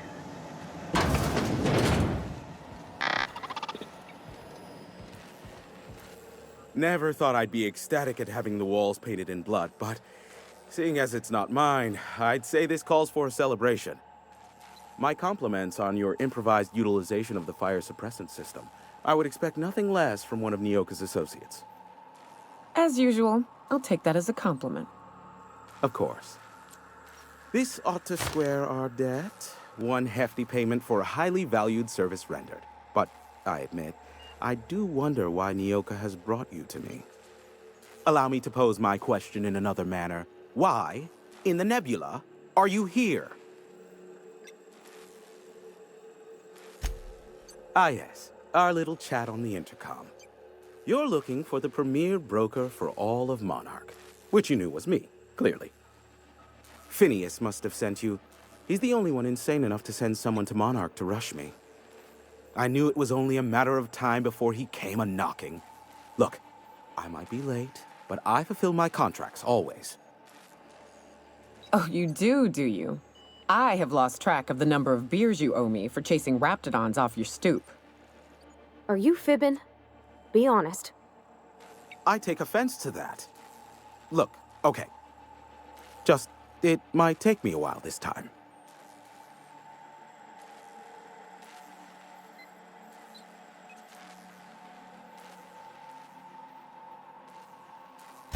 I am awaiting but a single incoming transmission containing the information we desire. But MSI and the Iconoclasts are clogging the airwaves from Stellar Bay and Amber Heights. In their war against each other, they're scrambling each other's outgoing transmissions.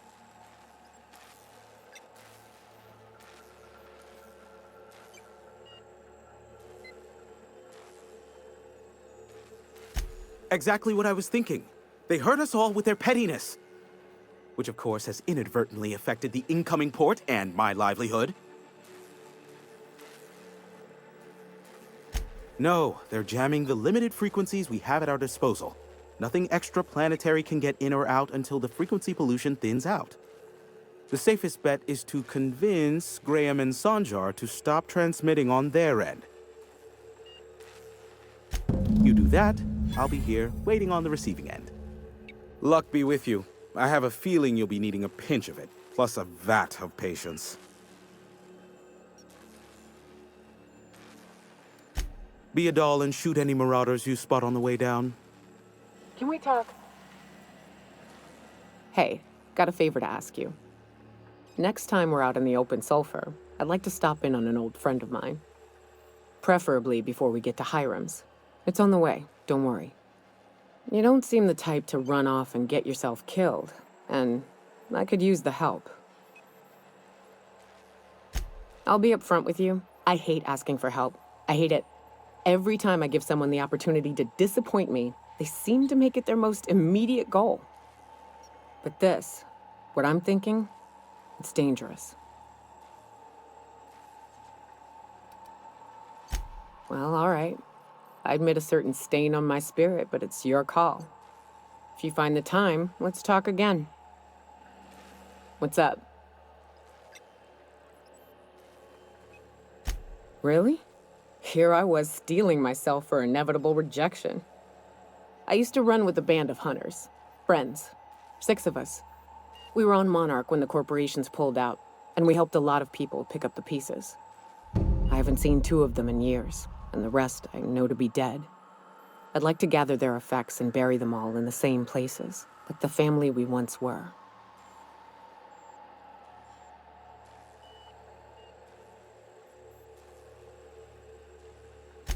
First, we go to Hayes. I buried him a ways from our encampment. I need to pay my respects. I'll show you where he rests. He had a medallion in his effects. That's what I'll bring home to Barry. Then we find my 2 lost trackers and bring them home.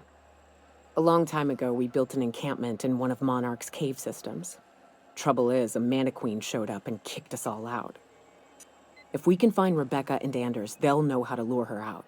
Then we kill the bitch and bury everyone's medallions together.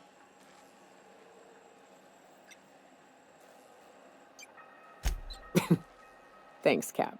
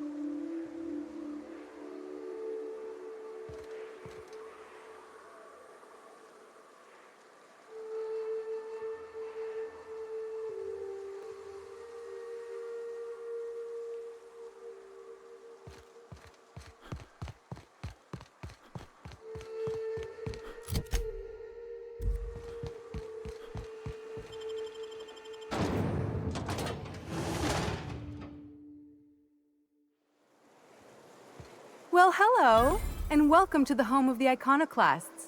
I'm Rose. Please take a pamphlet. In it, you'll find everything you need to know about Graham, his Philosophist truths, and the Iconoclast way. He wrote it himself, you know. Oh no, I'm so sorry. I keep forgetting we're out of pamphlets. Gosh, blast it.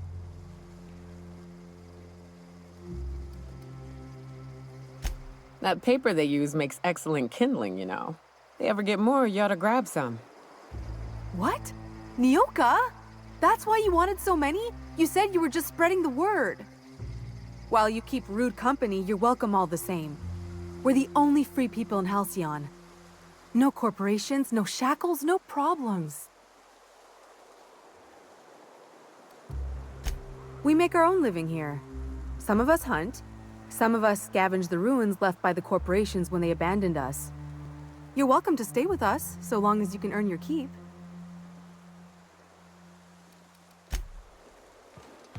I ought to mention, the Iconoclasts are loyal folk. Treat them right, they'll do the same. Turn on them, they'll open fire without a second thought. Everybody here. A mantiquine. Yeah. A stranger comes to our home. If you're looking for a path to walk, you've found one. If you're looking for a teacher, I am one. Welcome to the Iconoclasts. The truth that I have come to learn and embrace since shedding the corporate yoke. Out here, we survive by the sheer strength of our spirit. We have no need for the endless rules and red tape of a corporate structure. We do seem to burn through endless ammunition and medical tape, though. Yes, well, such is life. Our descendants will enjoy safety and luxury, but our generation is the foundation on which that future is built. Now, why have you come? Stop. No. Spreading the truth is the only way to combat the board's poisonous campaign of propaganda against their people.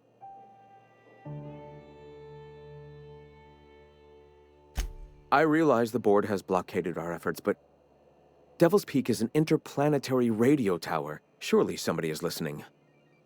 Surely?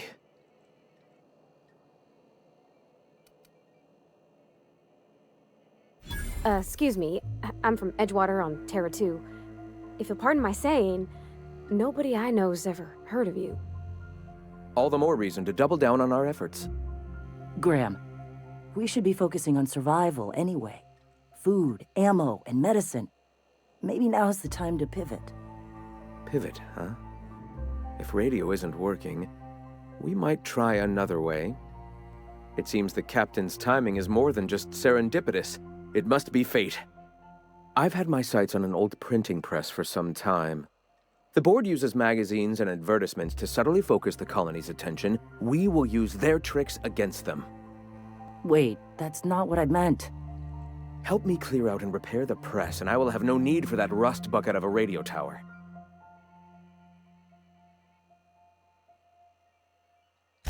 Wonderful. I requisitioned replacement rollers for it some time ago. Huxley should have delivered them yesterday.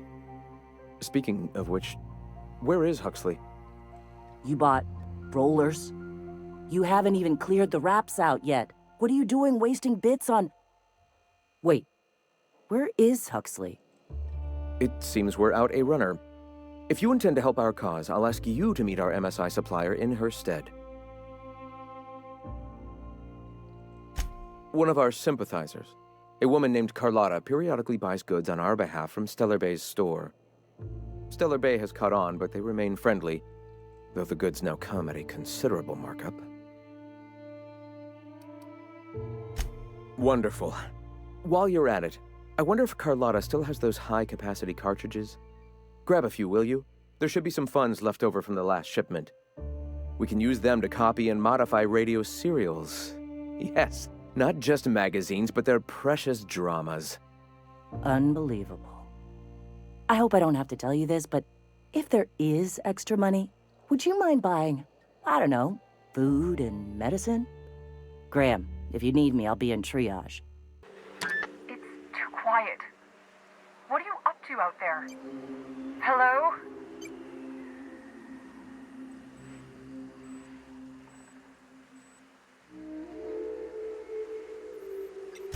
Relax.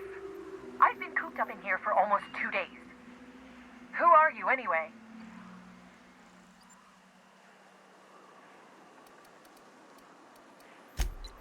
Oh, finally! Tell Graham that this is the last run I'm doing. Sanjar's declared a stop sale to you lot, but even if he hadn't, I'm not risking my neck anymore.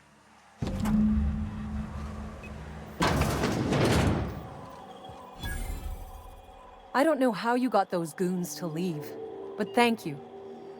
Graham ordered rollers and whatsits, right? For a printing press? Here, take them. Like I said, this is my last run.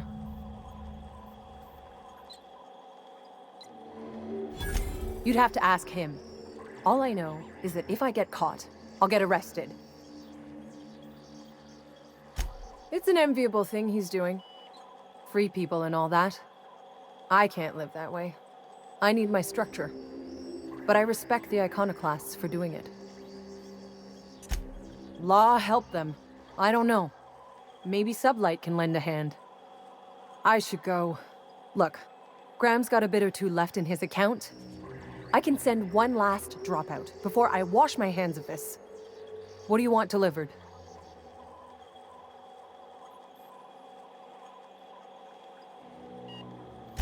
Yeah, I've got a few. I'll send them along. Give them all my regards. And good luck out there. Don't go getting eaten.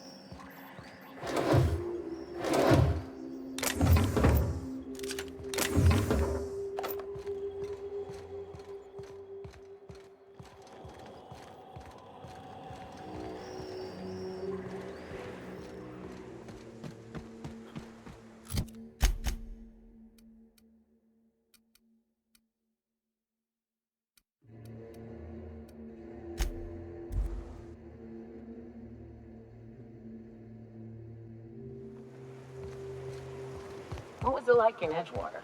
I hear you workers were on the clock every available moment. We always got 8 hours a day for sleeping. Just not always consecutive.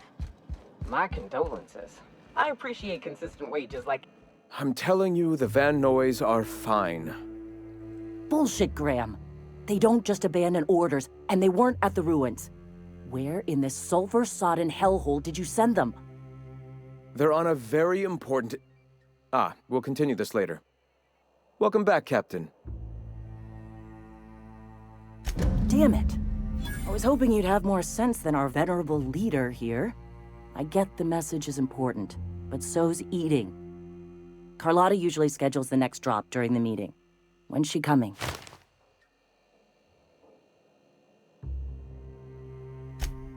That is most unfortunate. This cuts off one of our only 2 supply lines on Monarch. Sanjar, old friend, you're about to cross a dangerous line. About to? That idiot just declared war.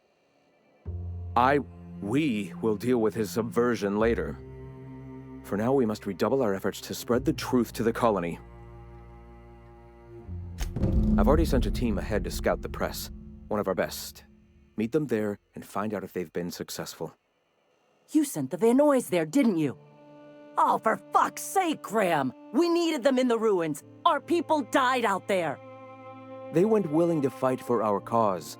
We need reinforcements. We need new recruits. The Van Noys saw the printing facility with the same importance as I.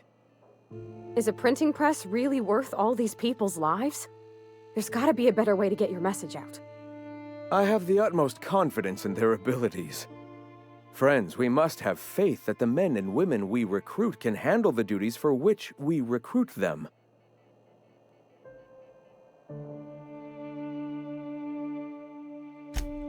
Exactly. I'm glad you see the truth of the matter, Captain.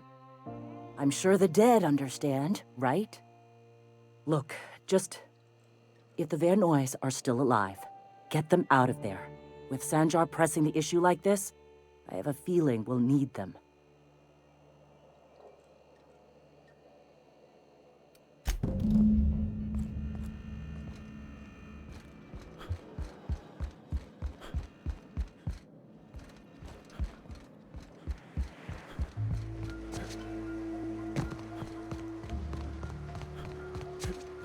You ever been off Monarch, Nyoka?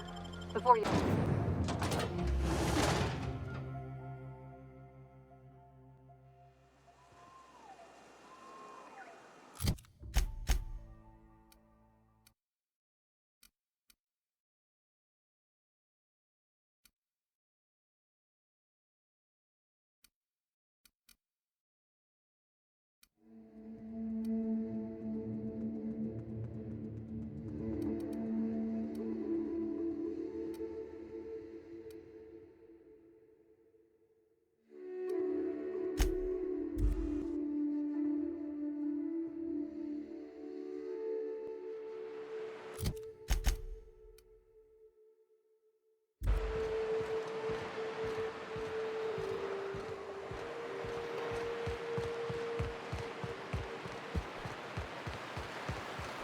Good old Stellar Bay.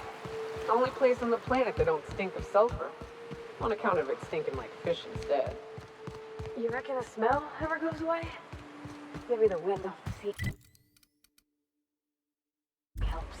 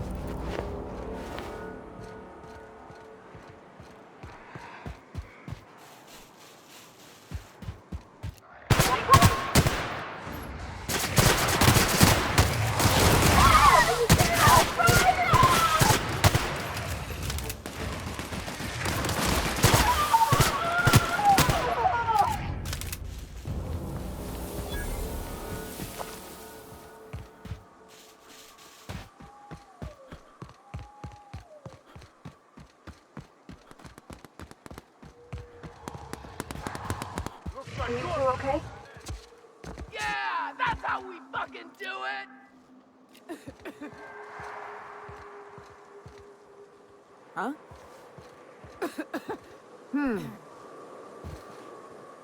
Nyoka, you're a sight right now, I'll tell you what. We are up a creek. I bet. You really come this far north for a printing press? Yeah, I know, but that's the mission. Don't suppose y'all are busy right now.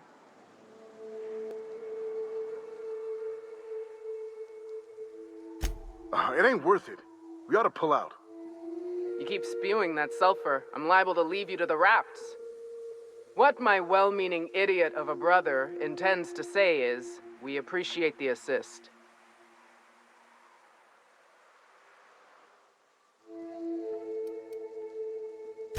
It's a lost cause. Going back there would be suicide. What'd I just say, August? We ain't abandoning our mission. That said, we ain't in a state to help either. We gotta find our medic, get back to Amber Heights, and plan a proper approach. I told you, August. Graham needs us. Our people need us. Come on, Let's do this. Suppose there are worse causes to die for.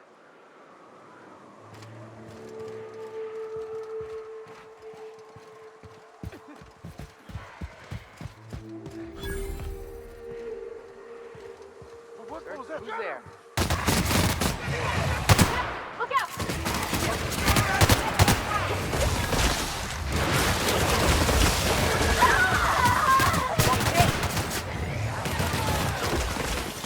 I love a good fight. Like your pass at an end. Yeah, that's how we fucking do it!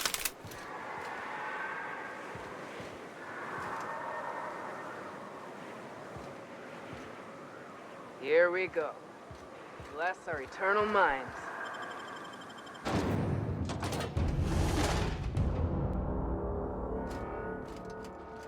What was that?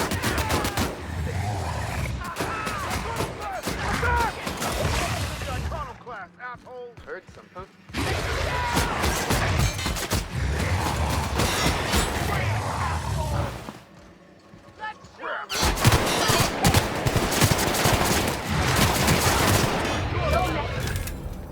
Welcome to the Iconoclast, asshole!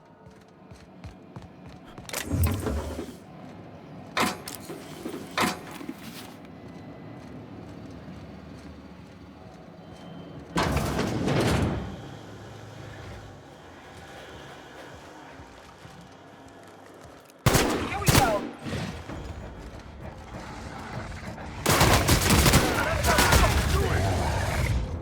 Zora could see me now.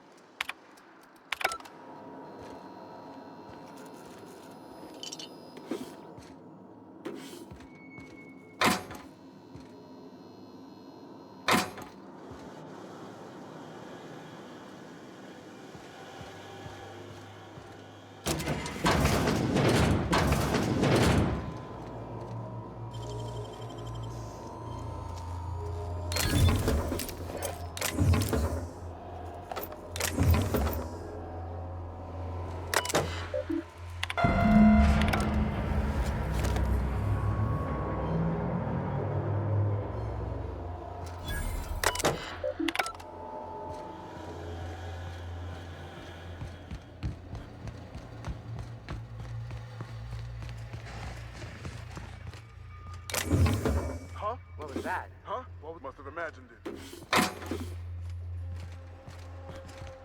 We did it. Guess I was wrong. Thanks for the assist.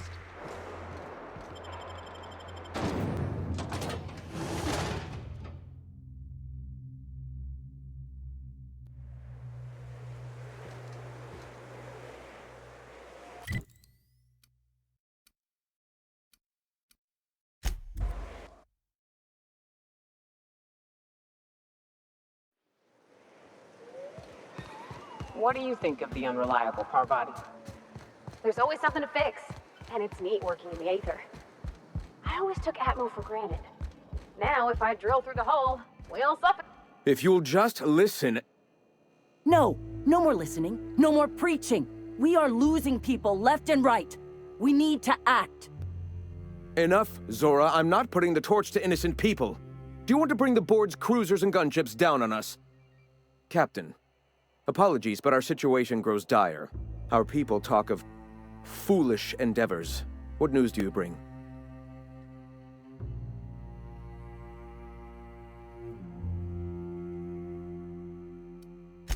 Excellent. Did you find the Van Nuys?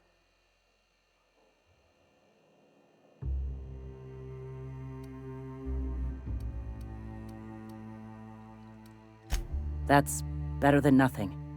I'll see if I can scrounge up a few men to send after them. We're one step closer to bringing the truth to every man, woman, and child in Halcyon. For now, you can tell Hiram that I'll stop using Devil's Peak. From the pits of our eternal souls. Thank you, Captain. I have much to do, articles to write, sermons to ponder. We live in such an exciting time. Let's talk later. Sermons? For the love of... I'm going to see to the wounded. Could I get another advance, Mr. Well, new business turns up at last. Celia, didn't I tell you our new statistics-based advertising model would be a hit? That you did, sir. How can yield improvements of 26.7% not quicken the pulse? How can 32% cost savings not moisten the loins? You've often posed these very questions. Clear my schedule. This newcomer has a meeting with me.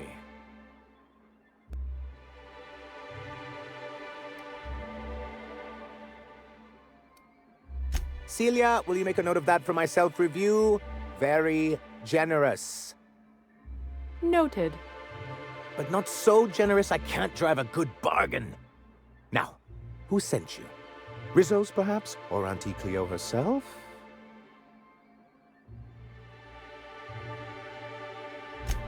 Oh. I suppose that means you aren't here for the Saltuna.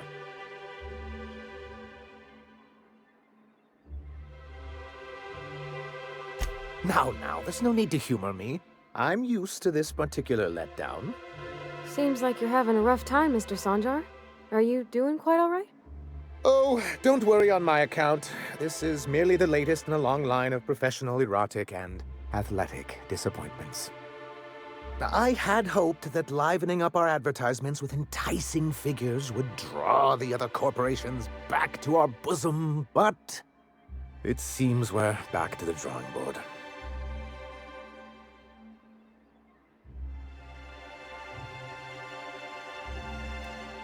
Surviving alone isn't as easy as it looks.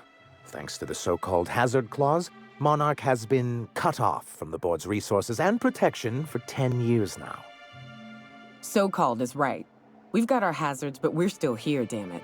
The board took off without so much as a thought for the folks left behind. I don't... Dang it, Captain, that's not right. Folks on Monarch shouldn't have to suffer just because the board says so.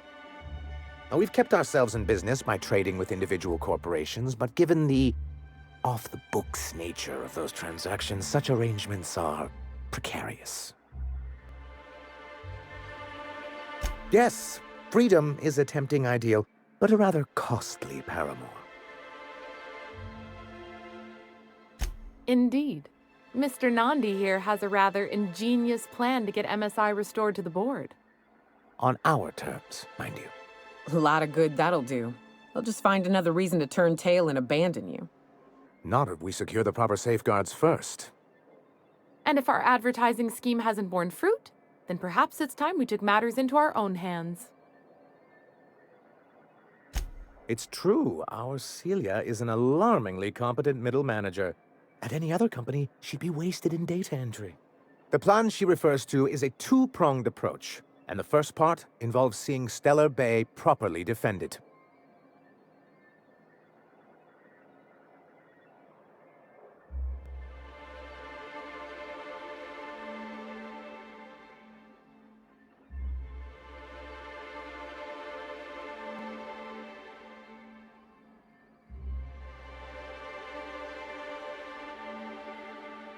And a Mantisaur problem, and a Marauder problem. Many, many problems, but they can all be solved with a Bolt 52 cartridge. If you can get us what we need to rejoin the board, starting with the Bolt 52, we won't need to advertise anymore. We can stop our transmissions altogether. And you'll have a powerful ally on the board. Why, one of the strongest defenses in Halcyon. An extremely powerful ordnance. In the old arms building southwest of town, which used to be part of Stellar Bay before we had to move our walls in, these days it's overrun with marauders and raptidons. Do be careful. I've lost more than a few people to marauders and raptidons out there. Oh, and while you're at it, there should be a terminal in the arms building with some dangerous information. Perhaps you could delete it so it doesn't fall into the wrong hands.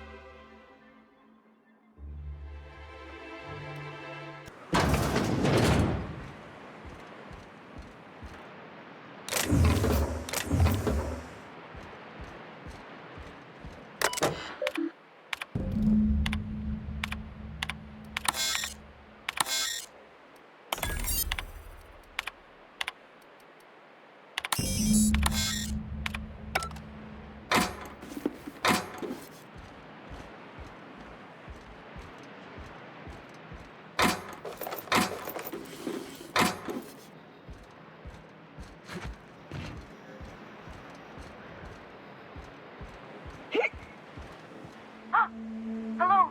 Hello? I hear boots out there. Wait, can rats hear boots?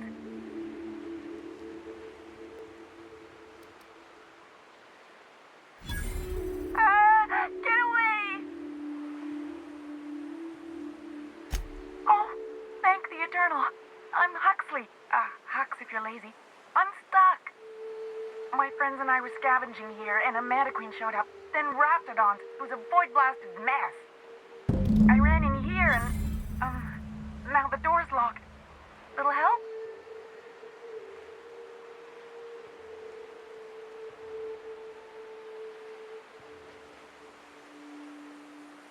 It's easier than it sounds, all right? Next time you get chased by Raptidons, you let me know the rationality of your decisions.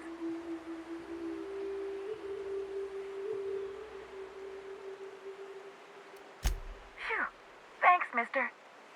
My buddy had a key, but I ain't heard him in a while.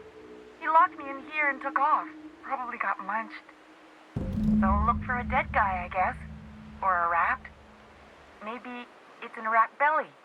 Gross. Oh, much obliged.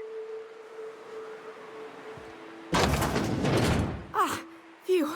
Thank you so much. It was getting all stuffy in there, and I was getting a mite lightheaded, and I think maybe I was gonna die. Now I'm out here, and I'm headed back to Amber Heights. Still landing yourself in trouble, eh, Hux? Oh, hi, Nyoka. You mind giving me an escort back home? Oh, you're traveling with someone. Never mind.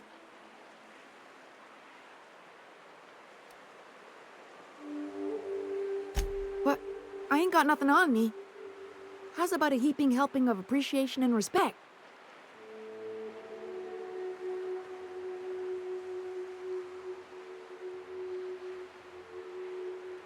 Ah, shit. I wouldn't have agreed to be saved if I'd known that. All right, here.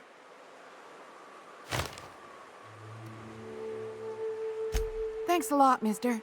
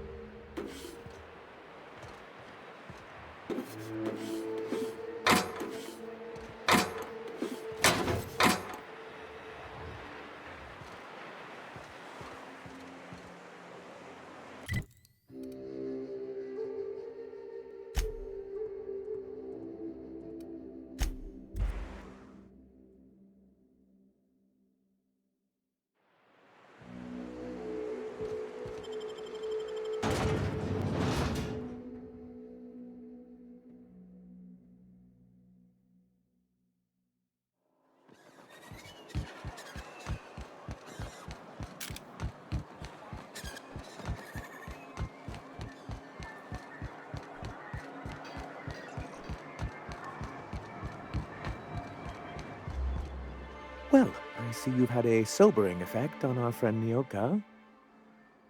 Sir, please stop. Forgive me, Celia. I couldn't help myself. Anyway, what can I do for you?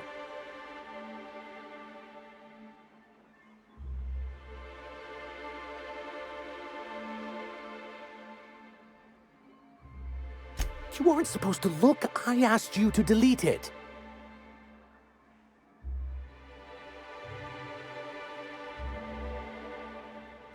Oh, yes. No doubt someone else was having a laugh at my expense before you. This has been my albatross, the great shame of my career. I give MSI everything. My work, my youth, my left kidney, and for years, I was a joke to them.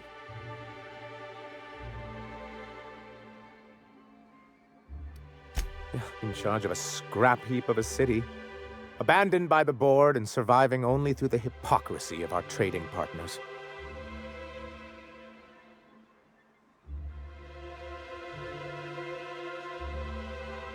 I hadn't thought of it that way. But perhaps there's something to that. Thank you for that. Was there something else?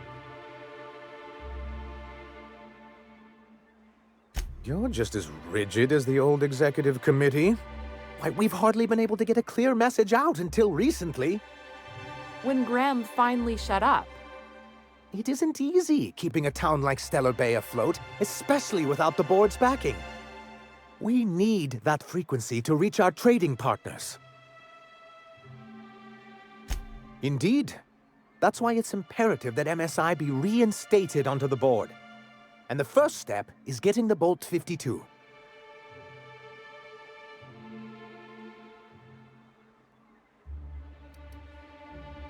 I see. And was his delivery of the MSI authorized greeting up to snuff? Well, that's excellent. I'll see that your feedback makes it into his review. What else can I do for you? Oh, yes. I'm going to be up all night with this. All those blanks waiting to be filled, boxes waiting to be ticked. Try to control yourself, sir. Have you any idea how powerful this is? Corporations have been toppled with less.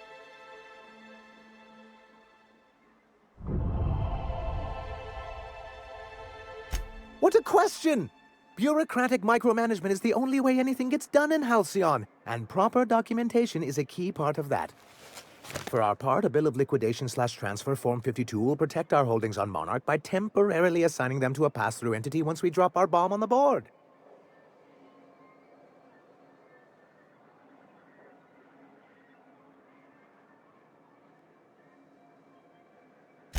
Sort of. Really, we're just going to blackmail them into offering us a seat at the table.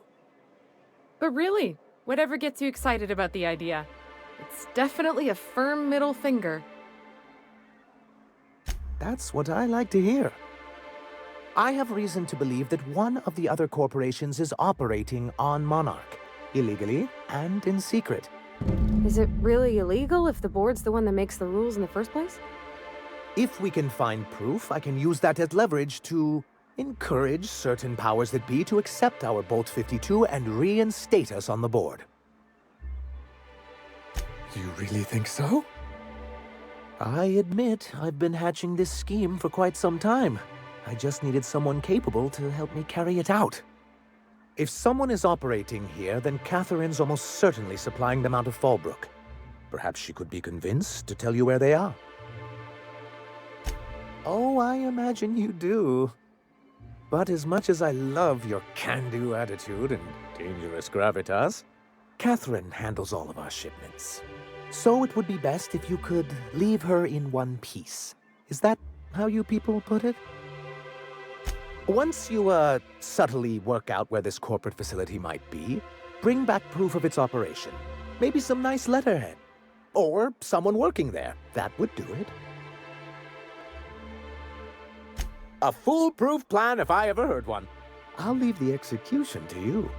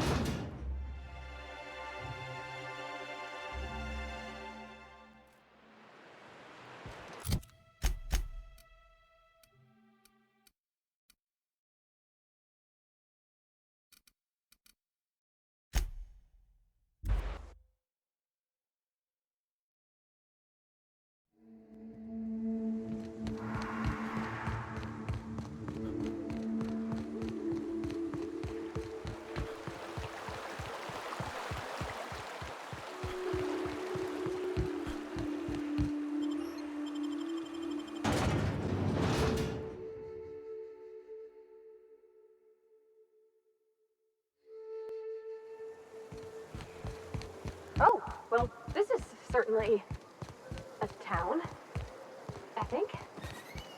Fallbrook's great. Anything you want, they've got it. So long as you've got the bits. Run with me to Stella Bay.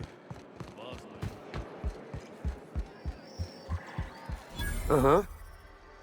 You blind, fella? Or can you not see I'm busy?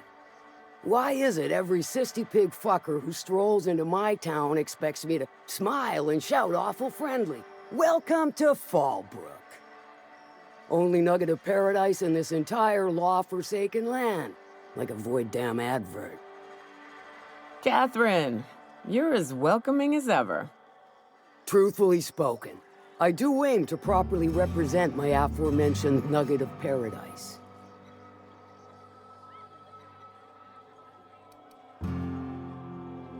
You know, I ain't heard that one before. Suppose I'll have to work harder to show you just what makes our town shine.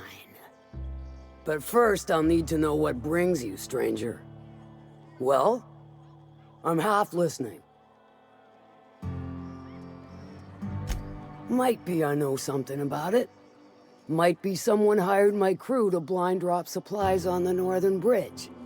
Might be they sure as shit weren't pirates. Now that I consider it, I ain't heard from my delivery team in far too long. Find them for me, and I'll pay you handsomely. And I'll thank you kindly for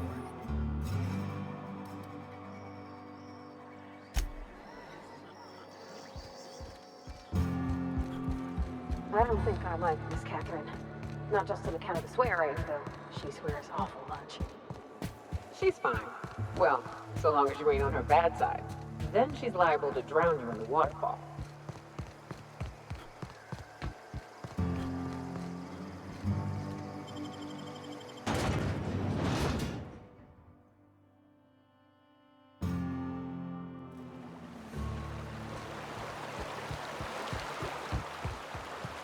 Did you have a sweetheart in Stellar Bay? I had a fling or two. Sure. But on Monarch, relationships ain't usually meant to last. A lot of fools tried to impress me. Vain and bravado in the wilds, thinking they'd catch my attention with their stories. It was cute. Not so cute when their act got themselves munched. You know what's sexy? Condoms. Here we go!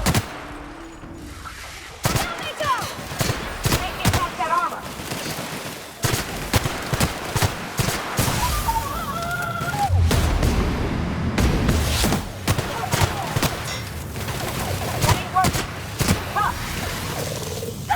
That's the last of them!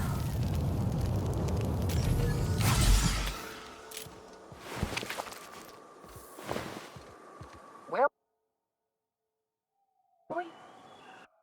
not so cute when their act got themselves munched. You know what's sexy? Condoms. You know what ain't? Disembowelment.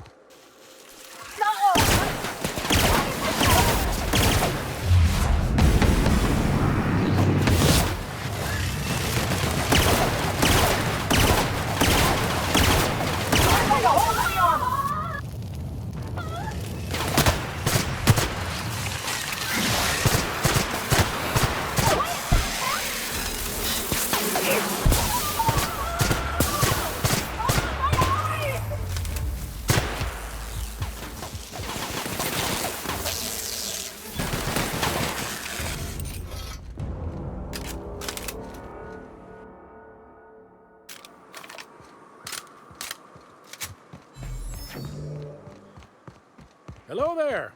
A word, if I may be... Well now, here I thought those mantisaurs had peacefully exited the premises. But you're a simpler explanation. Thanks for the assistance. Name's Weston. Every once in a while, I set up shop along these here roads. You find yourself in need of resupply, you come on by. Care to purchase a thing or two?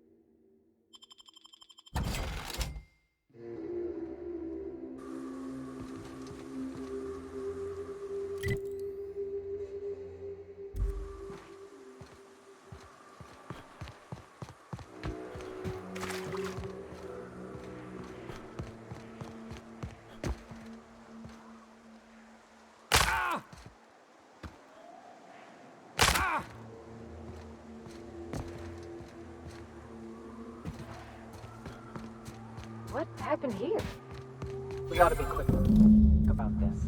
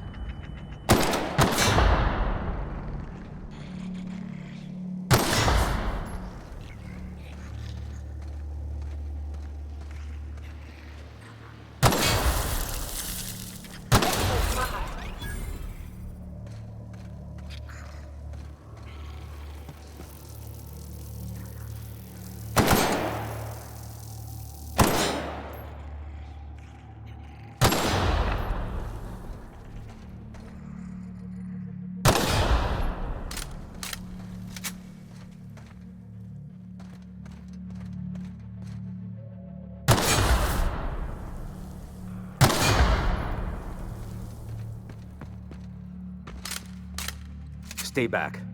I may be wounded, but I'm still armed. How'd you get past my traps anyway? Just remember, I still got bullets, in case you get any funny ideas. What are you doing out here anyway? That feels a mite better. Wish I had something to give you, but I gnawed through my last Spratwurst an hour ago. Catherine had us making drops for some big-shot client out here. And before you ask, I don't know who they are. Or were. The whole point of making drops in the middle of nowhere was to keep their identity and whereabouts a secret.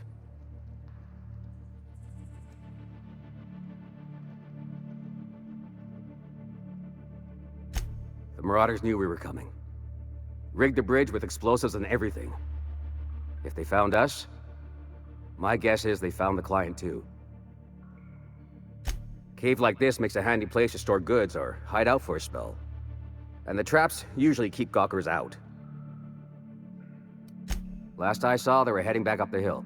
You'll see it on the right when you get out of here. If you got the sand to go after him, I'm sure Catherine can reward you for your trouble. Me?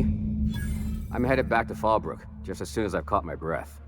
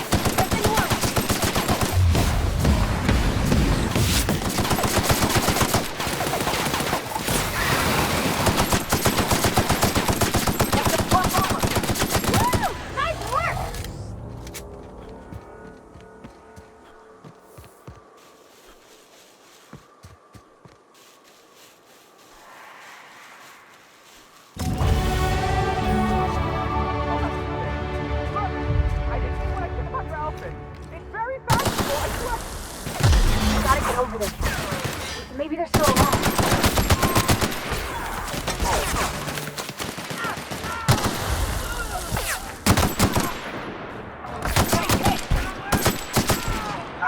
That's the last of them.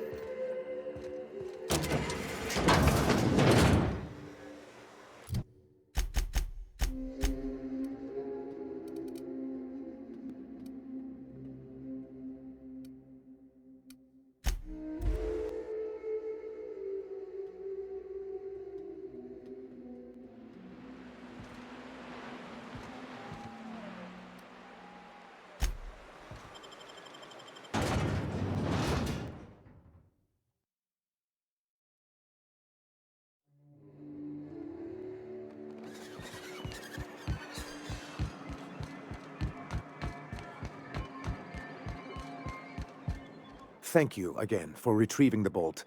It's every bit as complex as I'd heard, but I'm up to the challenge. Anyway, what can I do for you? Excellent timing on your part.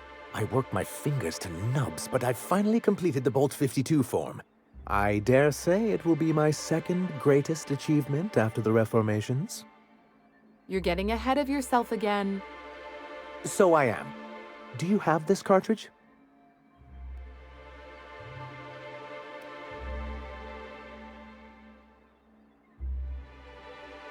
That's just cruel and inefficient. I'm working on a plan to reorganize the board. Slowly, peacefully, and with meticulous documentation. You are? You could do a lot of good around here, you know. Don't go getting my hopes up. But that's entirely the point. We've got to hope. We have got to partake once more of the full resources and opportunities of Halcyon. What about the folks out in the wilderness? Amber Heights, Fallbrook. Will you share with them, or will you hoard those resources here? My sincerest hope is for MSI to become a model for all of Halcyon. But we must start somewhere. But truly, I am getting ahead of myself. First, I need to submit the Bolt 52, with that data you're holding, of course.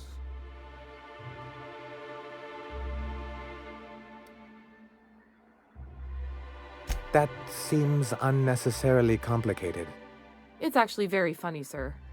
Now I'm confused. Do you have evidence against UDL or not? I knew there was something going on. This is exactly the proof we need. The board will have to welcome us back now. I'll transmit this data along with the completed Bolt 52 right away. After that, we'll sit back and quietly wait for the board to respond. That means no more broadcasts from us.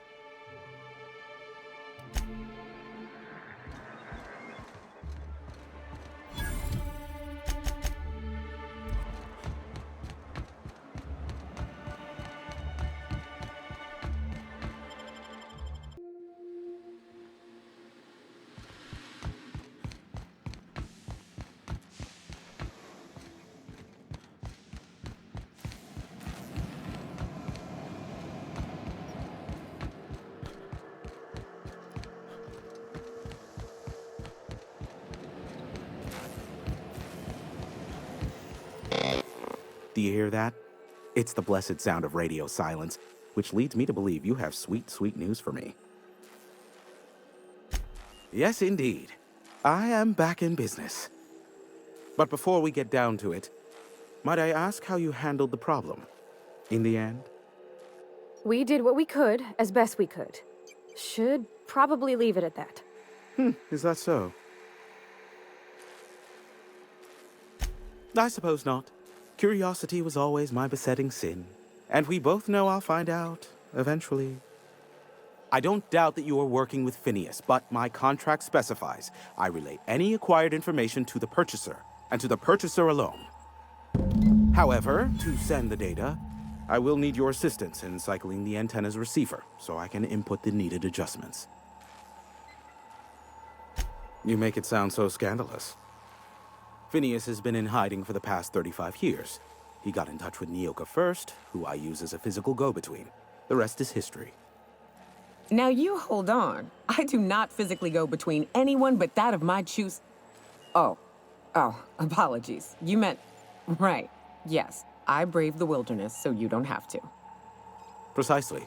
I really ought to give you a raise. It's simple, truly.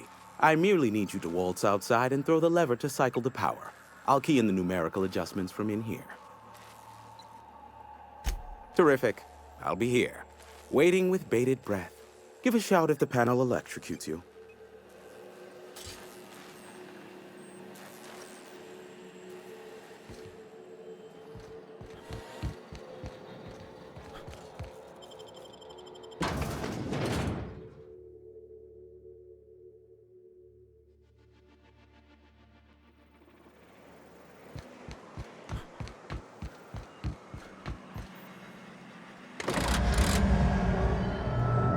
Testing 1, 2, check, check. Sweet stars. But that is a beautiful sound. Can you hear me? We are a go for broadcast. Oh, and I also dispatched Phineas his data. Impatient prick. Worse, I'm now indebted to him for it. Now I'll kindly thank you to get out of my tower.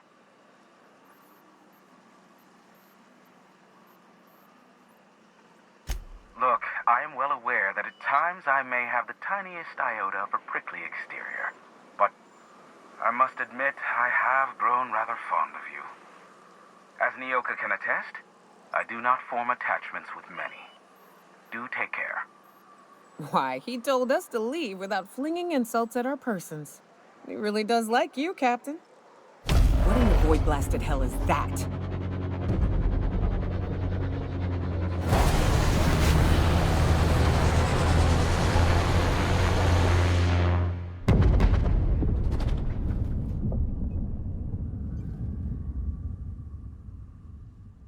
Black holes?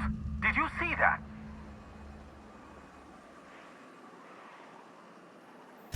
Looked like a UDL ship. Based on the gunnery attachments, I'd guess it's one of the board's blockade enforcers, but don't cite me on that. Oh well, a pity for the crew, but I can't see how it affects me. Hiram? Can you hear me? Did you see that? Architect, save me from swindlers and fools. Sanjar, what are you bloody doing on my channel? Did MSI or did MSI not cease broadcasting? Yes, but... Hiram! Hiram, are you there? Ah, the good captain. The truth brings us together once more. Our salvation has come crashing through the stratosphere. We need only collect its weapons. Are you mad? That's a UDL gunship. You'd probably shoot your own toes off. Ah, I see you learned nothing while dealing with these buffoons. We could use the gunship's armaments to defend Stellar Bay, but we need its targeting module. Our message is so close to breaking free of this planet and spreading to the stars. Help us secure that module and we will save our colony. Listen, I don't care a single whit what you do, so long as you leave me out of it. Which means, get off my void damn channel. I am more than finished with you lot.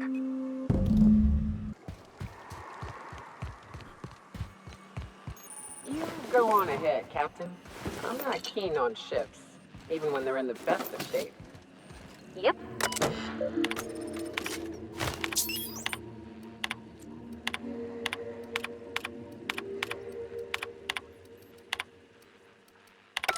Hello. My name's Jen. I'm the chief engineer on this gunship, and I'd like to let the record show that our captain is a total fucking hullhead. I told him again and again that without fixing our regulators, spinning up the engines are going to blow through our coils and we'll go flying off in a completely random direction. Well, here we are. Thinking we'll hit soil in about 30 seconds.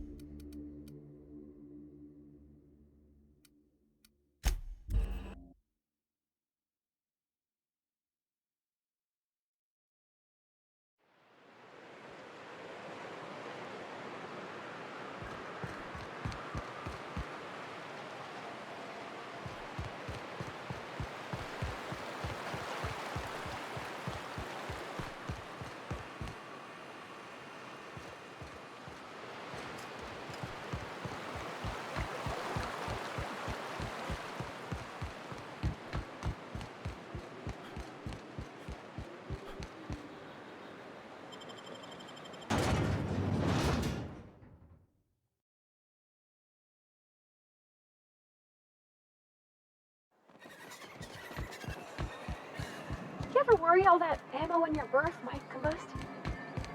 Wait, that's... If the iconoclasts reach that ship first, there won't be any chance for a peaceful monarch. I don't suppose you've found the targeting module yet. I've sent patrols, but they're running into trouble with the iconoclasts. Excellent! At last, we have what we need. I wouldn't get excited just yet, sir.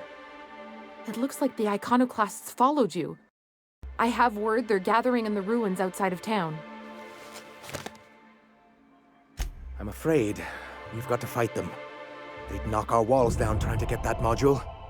It looks like this means... war. Ooh, I just got goosebumps. You really know how to sell that, don't you? Maybe you could, teach me how you do that. Sir, I doubt this is the time. Right. I'll lock the south gate to keep them out. You'll have to approach from the north. Good luck.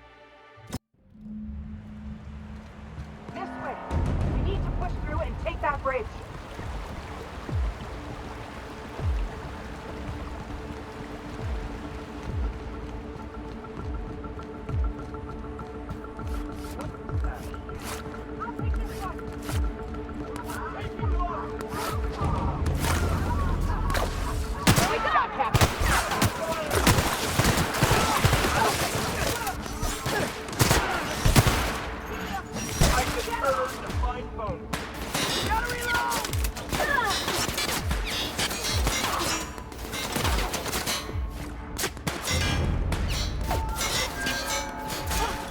That's the last of them.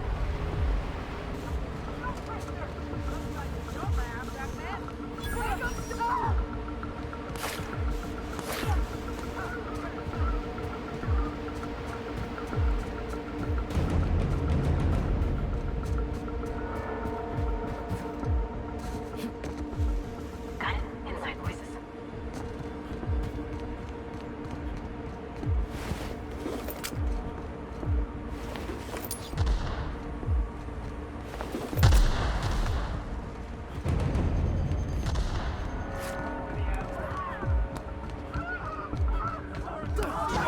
What was that? Who's there?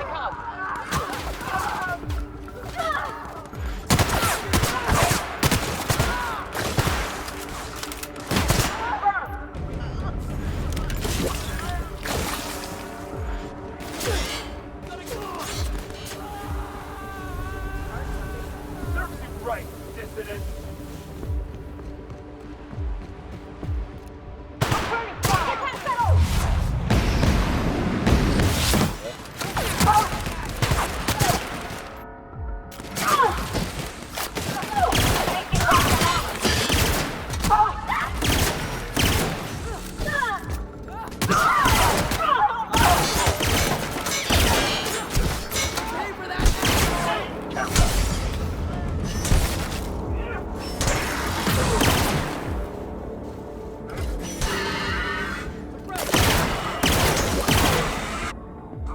I need cover!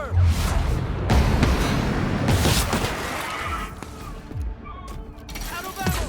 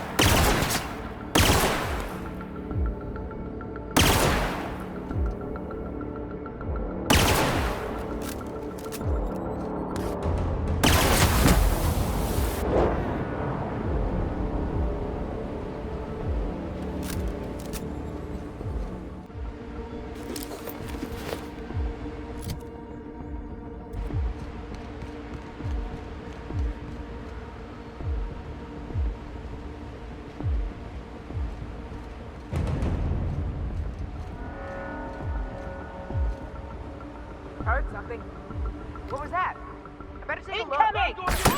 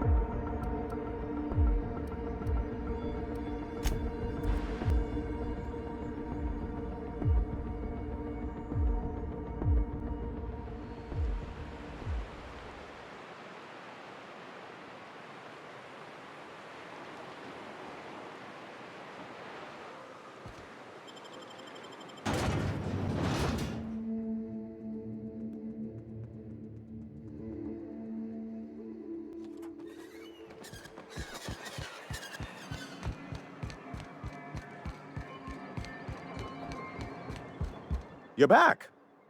And in one piece. Does this mean I mean we won? We did indeed, sir. I can't believe it! Not that I'm really surprised, but, well, maybe a little. You did it! I mean, we did it! Oh, I certainly will. Between our reinstatement on the board and the gain of this ship, we'll usher in a new age of prosperity for the people of Monarch. I'm right glad to hear it, Mr. Sanjar. Folks around here could use a good turn. And perhaps in time, I can use my position on the board to turn things around for the rest of Halcyon. You really mean that? That's the nicest... Celia, put that down in today's minutes. Already done, sir. Anyhow, thank you. And good luck to you.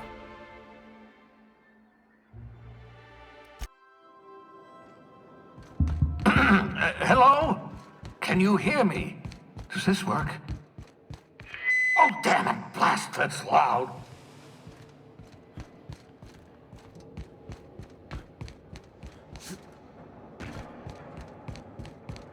I'm just securing my ongoing experiments. And securing myself.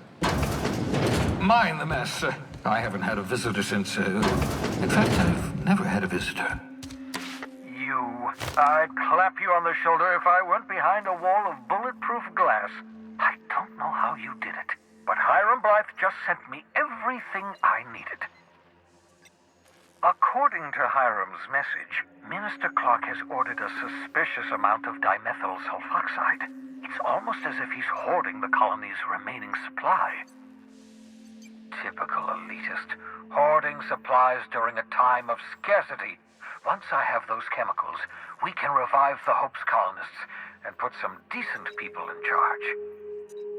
So, good news. You're going to Byzantium and stealing those chemicals. Exciting.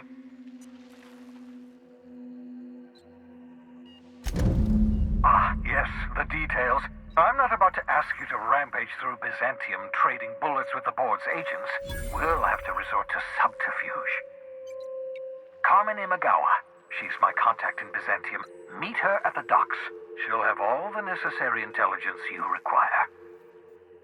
I'm giving you my old nav key to Byzantium. You'll need it to land in the Golden City. Remember, you're looking for dimethyl sulfoxide. Big green bubbling vessel with a warning label. I'll take as much as you can find. You can trust her if that's what you're asking. Imagawa is the finest special agent in Byzantium that money can buy. My money, anyway. Of course, of course. What's on your mind?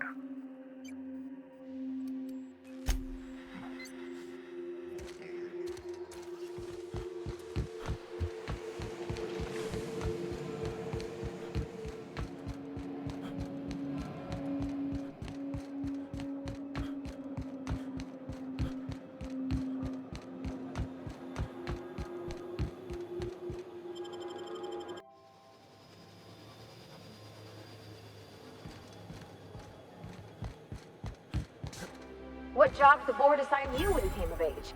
Do you mind? I'm meeting someone. Shh. No names, okay? The Phoenix is a wanted man, and the board has eyes everywhere in Byzantium. Yeah, you're looking to make contact with Minister... Magpie, right? I should warn you, it won't be easy. He spends most of his time in his estate, which is heavily guarded.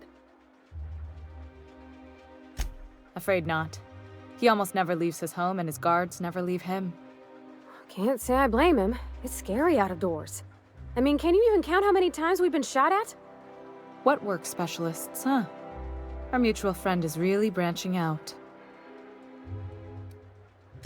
Whoa, I'm not one of your B&E specialists. I just provide intelligence. Some of the guards hang around Billingsley's House of Inebriation between shifts. House of Inebriation? Count me the hell in. Maybe you could do some reconnaissance there. You know, swipe a key while nobody's looking. Just remember, you didn't hear it from me.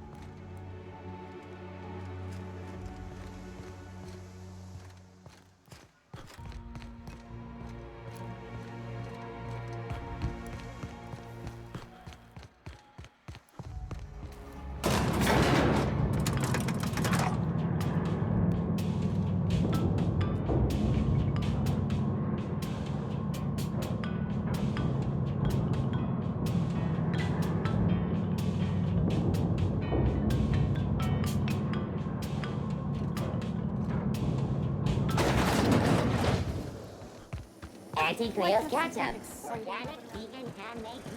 By the law, look at those arms. How'd you like to show those off for milk?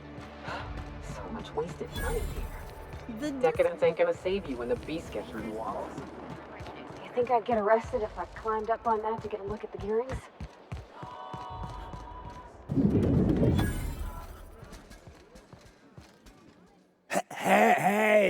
Hey, stand back. You. I'm part of Minister Clark's personal detail, and that means you gotta keep 5 feet back at all times.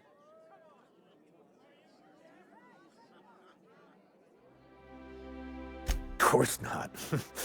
But I'm not on the job right now. The others took me out to celebrate on account of me just getting hired and all.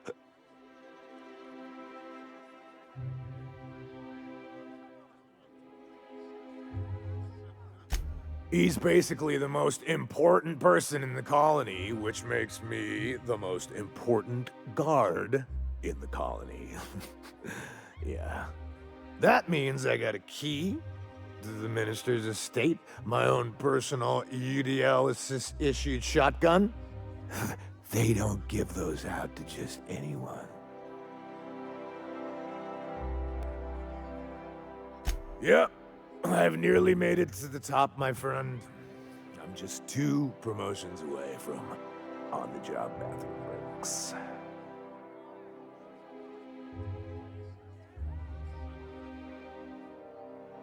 Oh, he's, medium height with, like, medium-colored hair and, like, a kind of a medium face. Just like in his posters.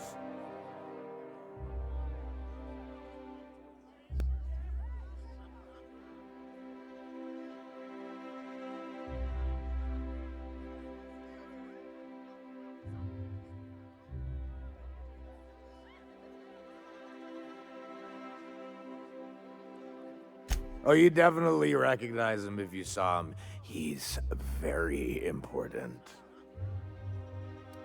That's a great idea! I'll have a Spectrum vodka. Captain, I can smell him from clear over here. I reckon he's had a fair number already. Sure have, 'cause today's my big day. He's got powerful good ears, too. And a powerful thirst. You have a Spectrum vodka for a new pal?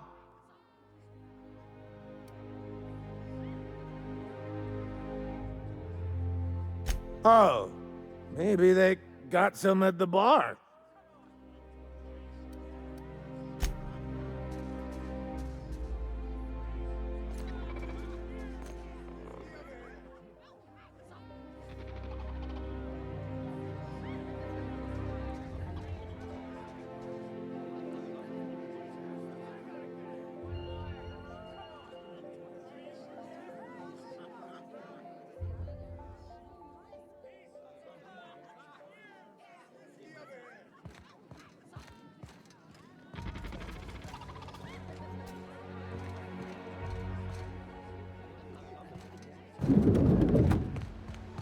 Citizens, today marks a monumentous occasion in the course of Halcyon history. After a deep and thorough examination of our budgets, revenue streams, and predictive models, we are publishing our yearly success report. Profits are soaring, promotions abound. Thank you. Hey, you look familiar. Have we met before? Oh! Everyone tells me he's very private, okay? Besides, I just started. Oh, maybe they got some at the bar.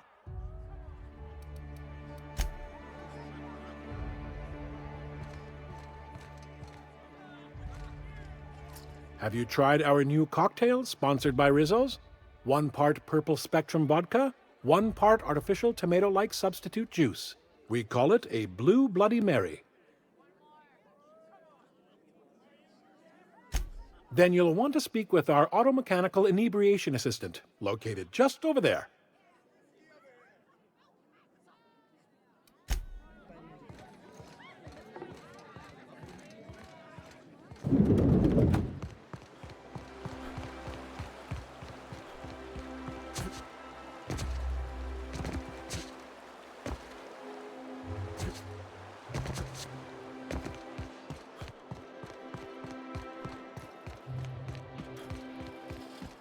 they'd sent money to Monarch instead of building even one of those homes, I bet we could have rebuilt Stellar Bay. The whole... This property is off limits. Solicitors, loiterers, and uninvited visitors will be fined to the fullest extent of company policy. This ultimatum brought to you by Universal Defense Logistics. That's funny. The minister isn't expecting visitors, and you don't much look like one of those couriers from HPS. Sure you are. And what is it you're delivering today? Typical. Why don't you come back when you're ready to actually make a delivery?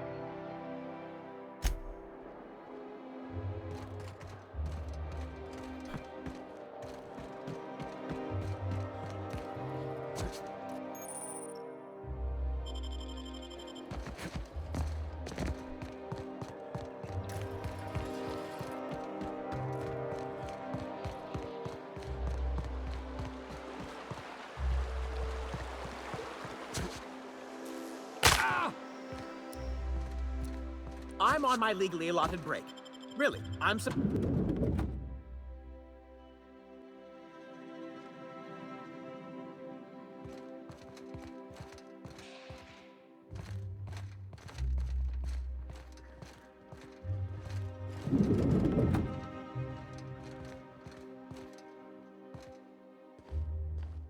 afraid I can't help you at the moment. Have a prosperous day.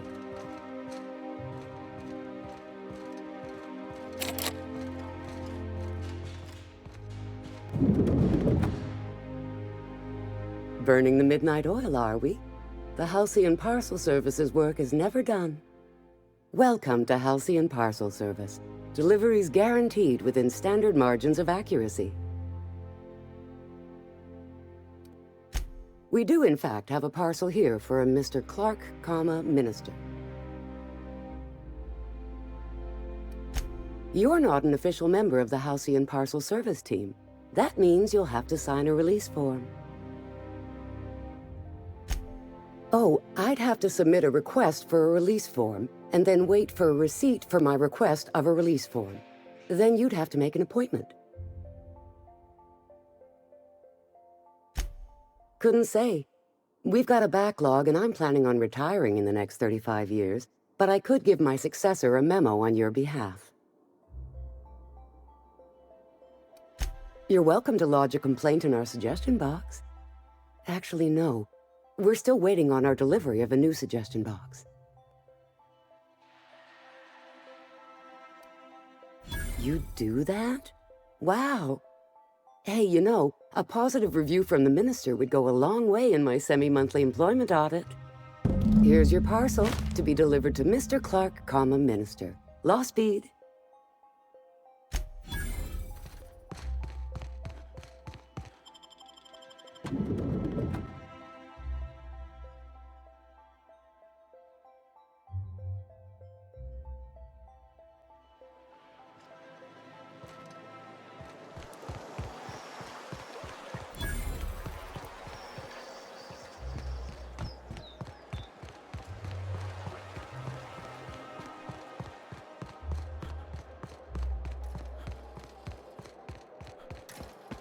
You must be joking.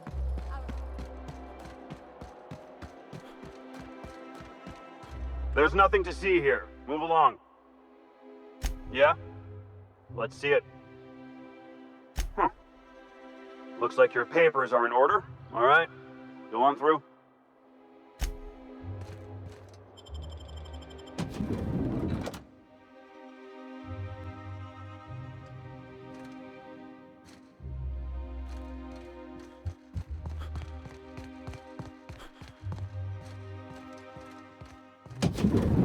How did you get in here?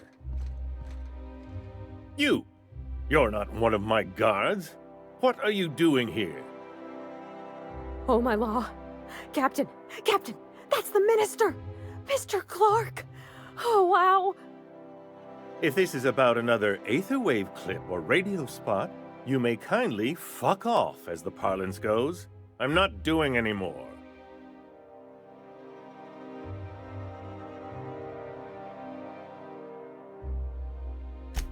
Drugs, of course. What else would it be? I don't have any drugs. You should try a vending machine or a purveyor of curative goods.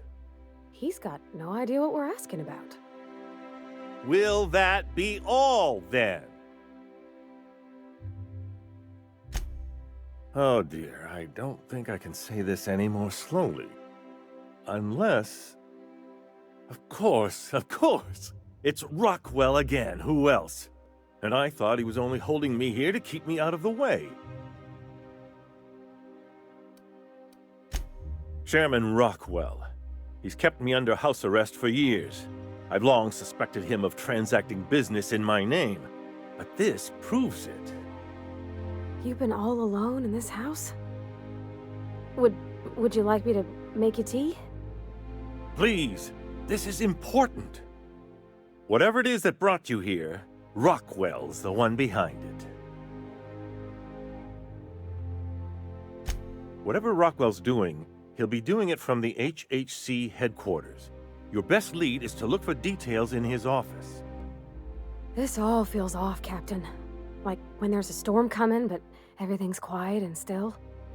Believe me, things have been off around here for a very, very long time. A reckoning is most certainly due. This colony's problems have always seemed to trickle down from the top. If we're set on fixing Halcyon, that's as good a place as any to start. Exactly. And fix it we must. Why, this is starting to sound like an issue of Dissident Hunter. Via the Acropolis District, of course. That's where the most important corporate and government facilities are. But only board employees are allowed into the district. There's a heavily guarded checkpoint just down the street. There might be a route through the maintenance tunnels, but I'm afraid I don't know specifics. Most people avoid the area for obvious reasons.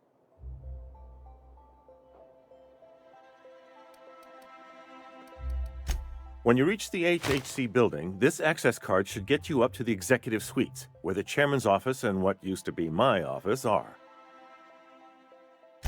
Wait! Rockwell has one of the only terminals capable of transmitting to the Earthbound message drone. This is our chance. Please, take this and transmit it from his office. Rockwell hasn't given me any messages from Earth for years. He's desperate to keep me out of contact with the Earth Directorate. But they need to know what's happening here. Then I suppose I can only hope. Good luck. The Acropolis District is off limits. Move along. What in the law's name are you on about?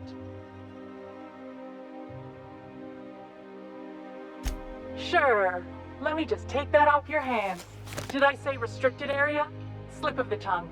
What I meant was, welcome to the Acropolis District.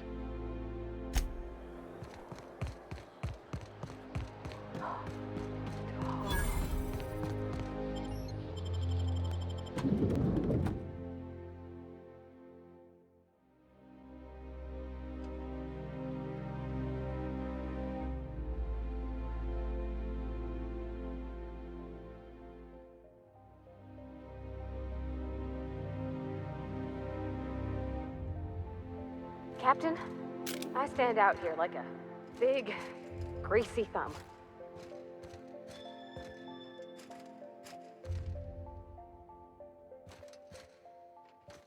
Welcome to the official headquarters of the Halcyon Holdings Corporation Board. Today's greeting is brought to you by Auntie Cleo, State your business.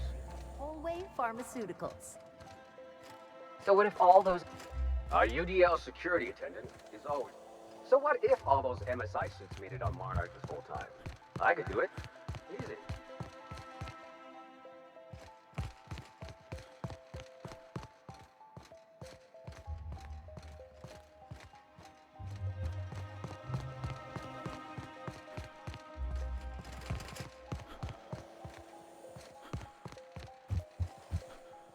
Please step away. This entry is for high-priority HHC business only. Huh. I didn't realize we were still using those iridescent stickers. But this looks right. I'll just need you to register your weapons with a revised request to carry 32B form. Each weapon will need a separate form. Now, let's see. Damn it. When did I run out of forms? You don't have to be sarcastic about it. Look, you don't have time to wait on new forms, and I can't afford the citations for impeding HAC business. So I'm going to save us both some trouble and waive your forms. Just know there are a bunch of guards upstairs, and they're all high on dervish mist and low on patience. So try anything funny, and they'll paint the walls with their guts.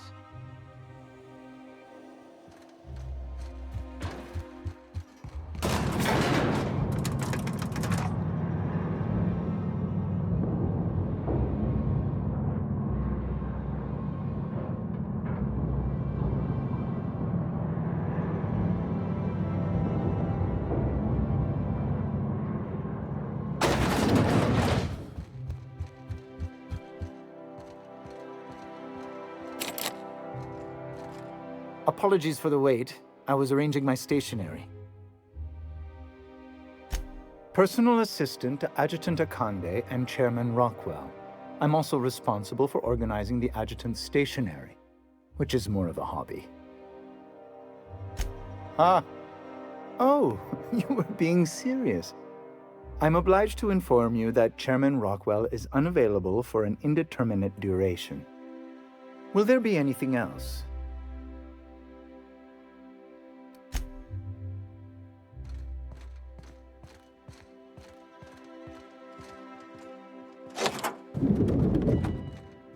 Excuse me, just a moment. One person gets all this space. Just to sign paper?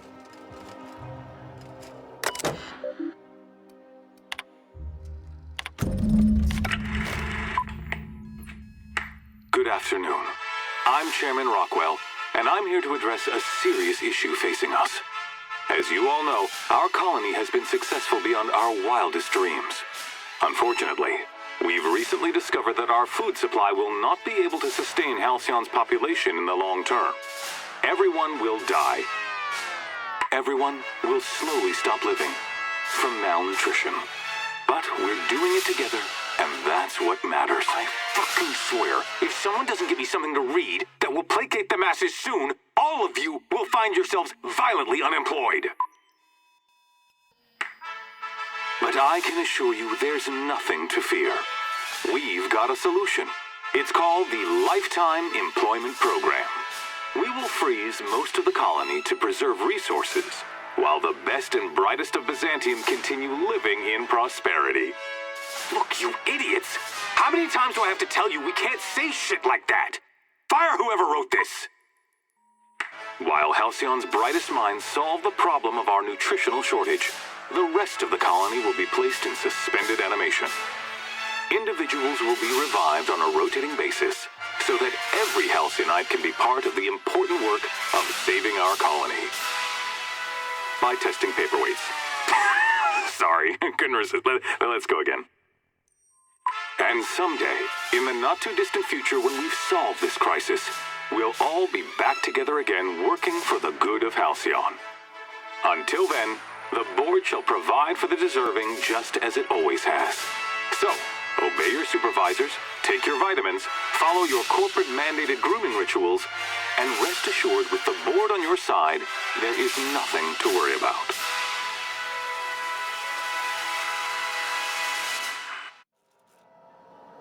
That was all a story, wasn't it? It's not real. Guess the whole colony's up a creek. I thought it was just Monarch.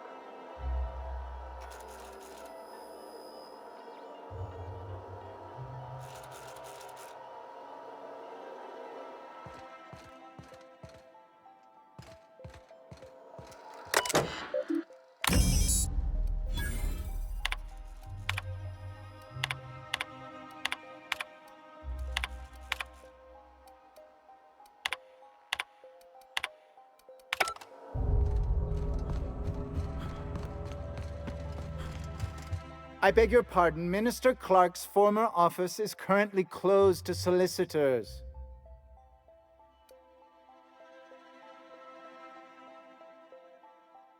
What? Oh dear. Thank you for reminding me.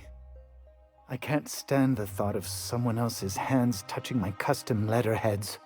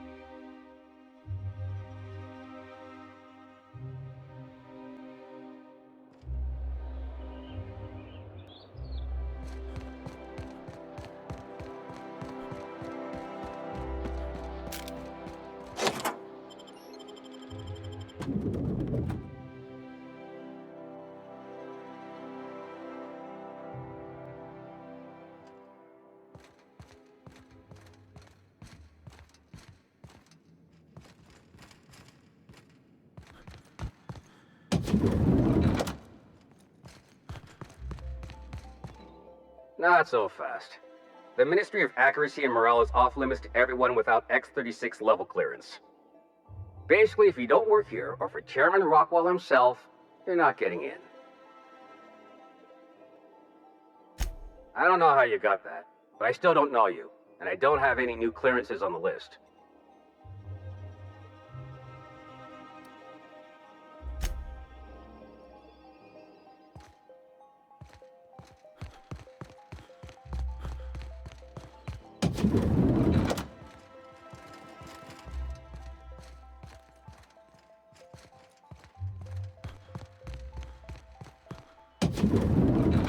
Hey, did Tillman get transferred or something? That's right. You weren't here when it happened. Some UDL officers took him into custody. Oh, law, what did they take him for? UDL's been...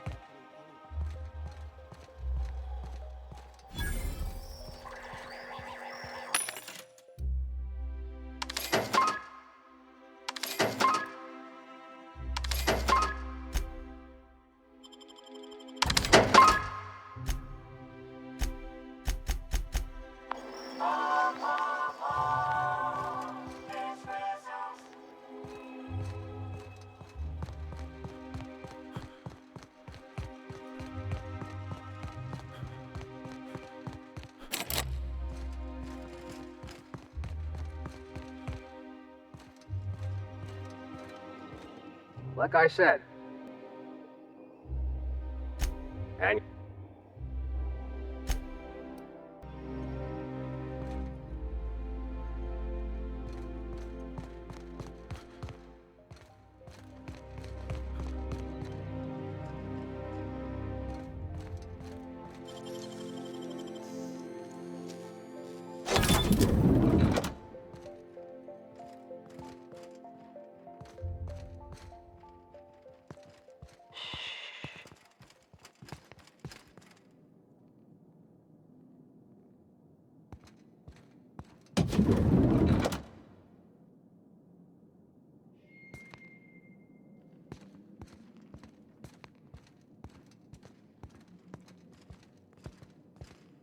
What?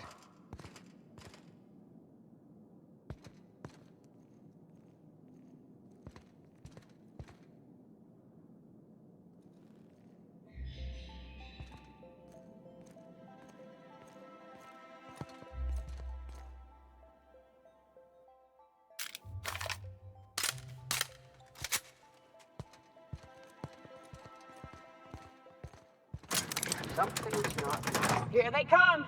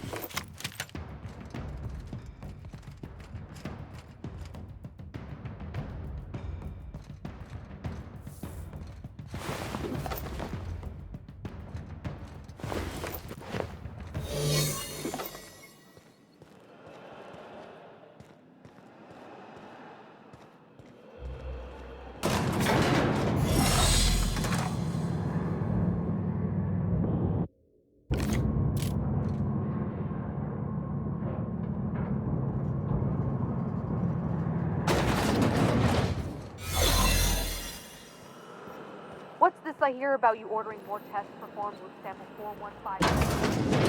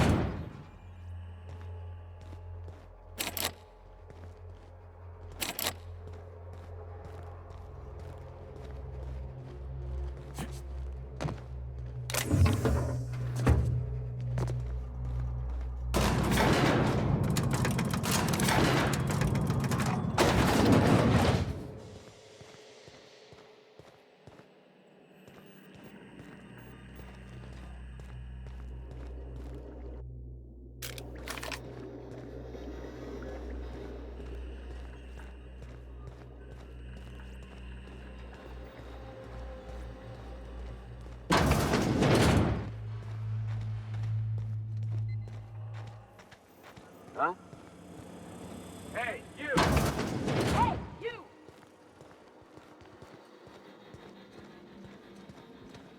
No visitors allowed, citizen. I'm gonna need to see some identification.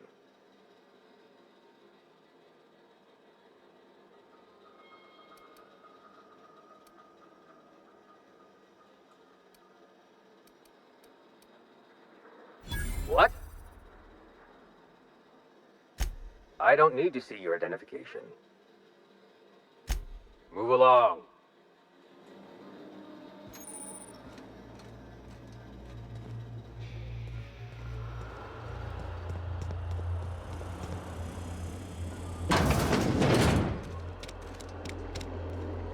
Keep your shoulders up.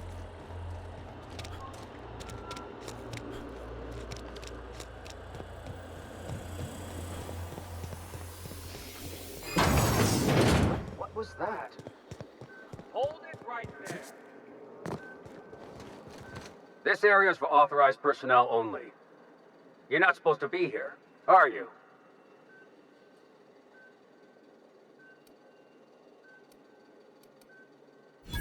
I guess that's what I was wondering.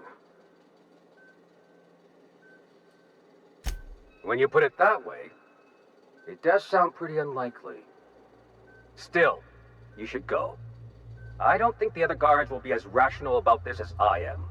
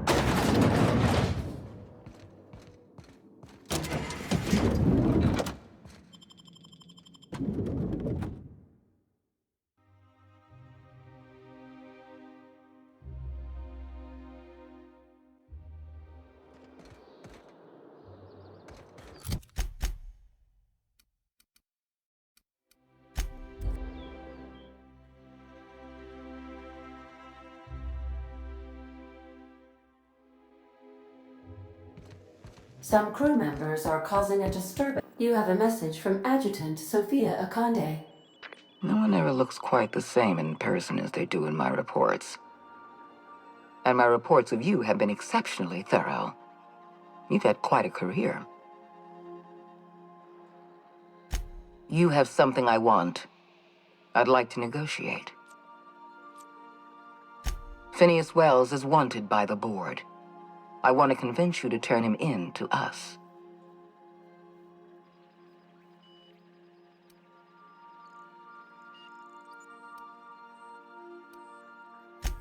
Wells is a dangerous madman. His plan is going to endanger everyone in Halcyon. He's an obsessive psychopath. And he's using you. You're in contact with Wells. I want you to send us a tracing signal from his communication terminal.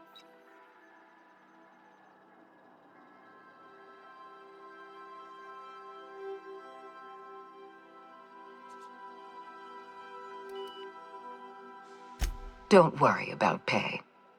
The board always rewards good work. Wells was our mistake. We failed to apprehend him for years. I'm asking you to help me correct that mistake.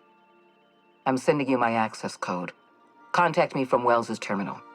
When you're done, come speak to me in my office. Adjutant Akonde's call has been terminated. Will there be anything else, Captain?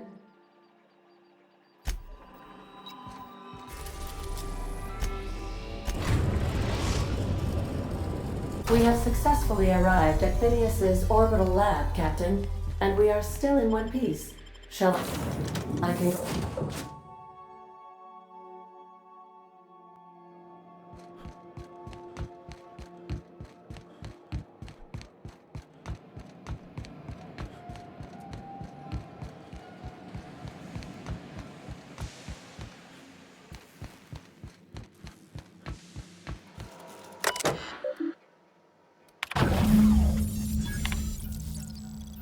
Careful, that's my communications terminal.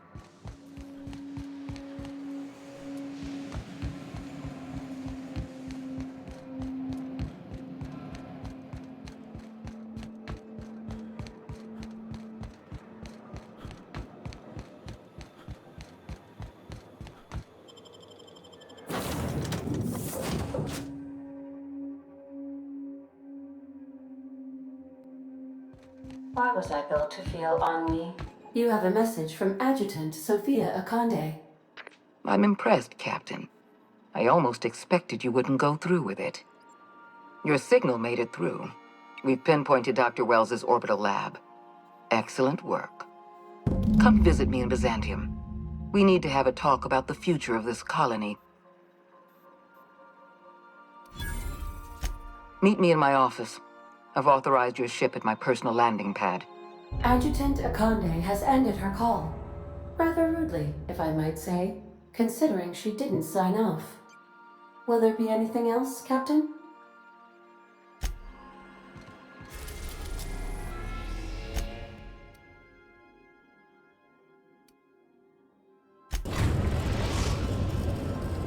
We are now in orbit above Byzantium, Captain.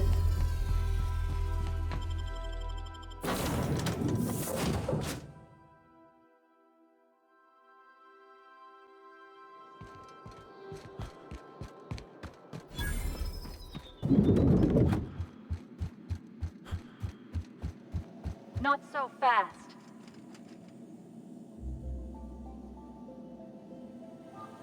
All right, you're clear. The adjutant's expecting you. Go on.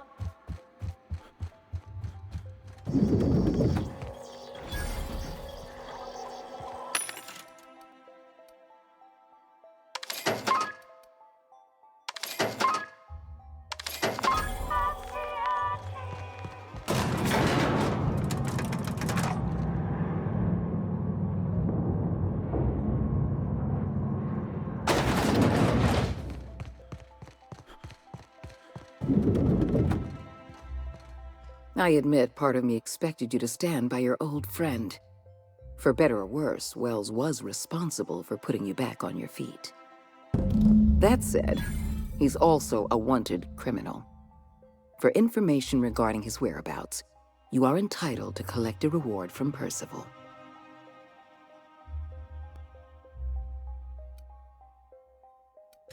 I understand you've infiltrated the Ministry.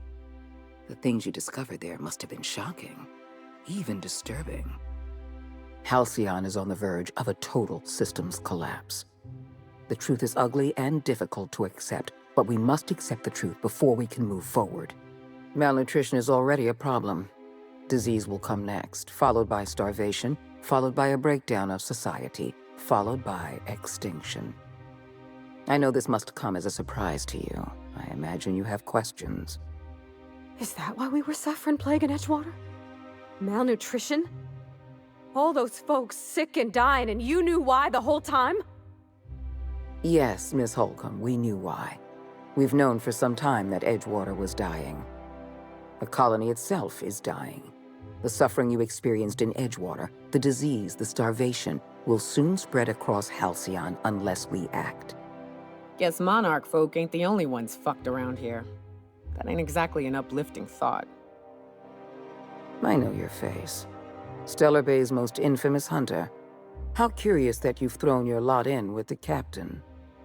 Monarch may harbor delusions of independence, but make no mistake. You are a part of our colony. If we fall, Monarch falls with us. I won't pretend the truth isn't damning. Yes, the colony is on the verge of collapse, but there is a way to save it.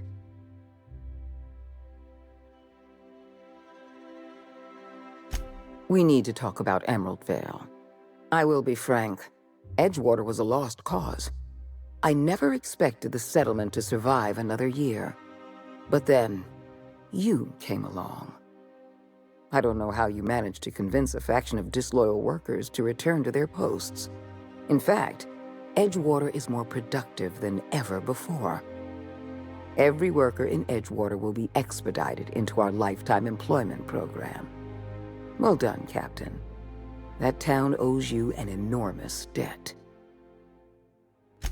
Sensible as well as modest.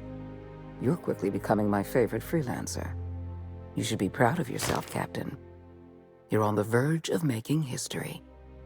There's just one last job I need you to do for me. I've made arrangements for you to journey to the Hope.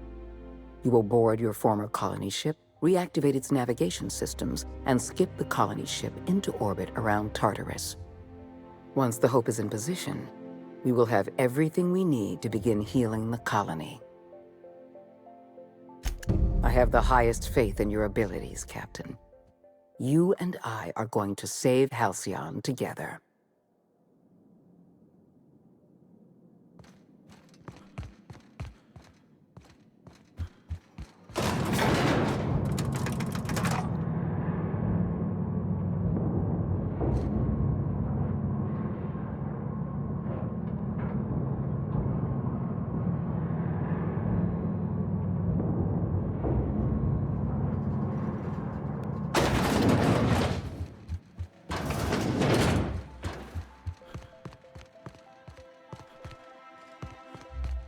Do we really need all this security? I have to go through 3 checkpoints just to take a bathroom break. Can't be too careful.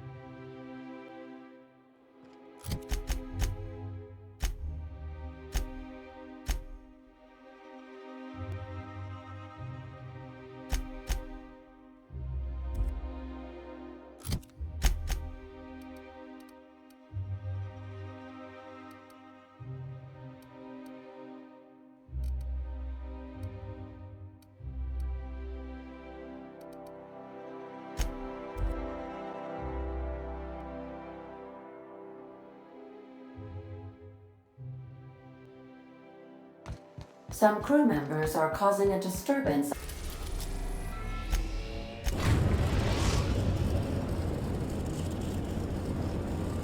We have arrived at the Hope. I need you to reroute power from our ship to the Hope's auxiliary generator. You'll have to connect me to the Hope's comm system so I can convince her central computer to enable the skip drive. If your calculations are even slightly off, you could crash the entire colony ship into Terra 2. Or the Sun. Forgetfulness can be an early warning sign of asphyxiation due to loss of pressurization. Are you breathing comfortably, Captain? I need you to reroute power from our ship to the Hope's auxiliary generator.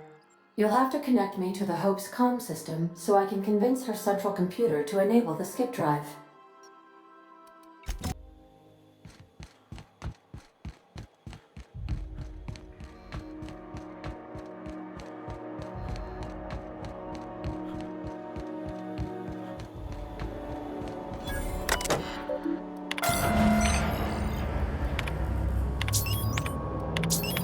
That ought to...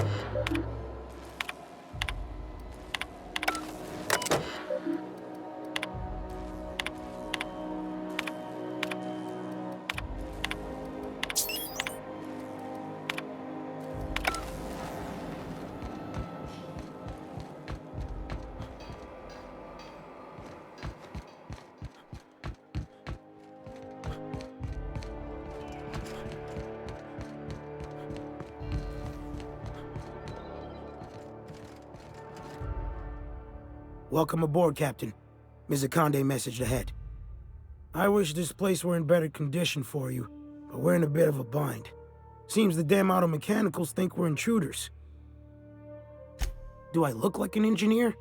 Alls I know is, they're shooting anyone who ain't Hope Crew. We shut off the main power, so they're disabled for now. But if you go hooking your ship up, I suspect they'll recharge. And that means trigger-happy auto mechanicals. I'm not going to get in your way, but I'm also not going to send more of my staff to their deaths.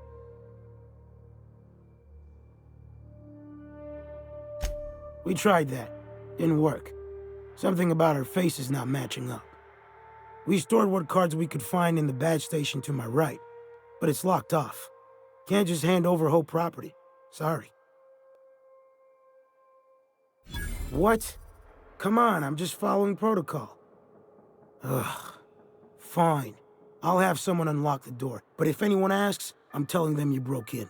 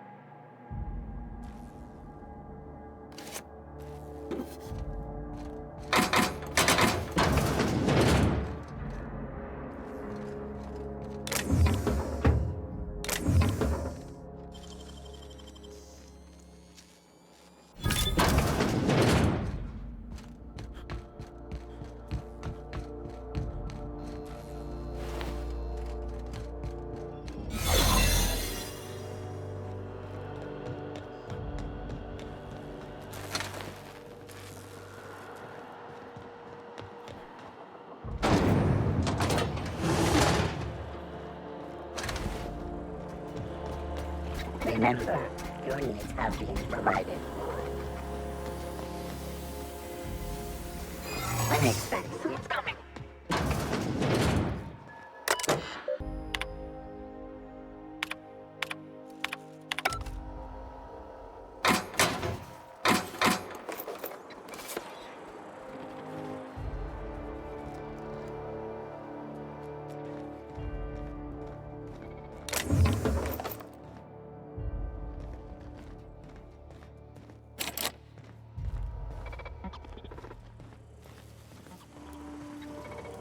System of investigated breach detected an intruder area. Big mistake!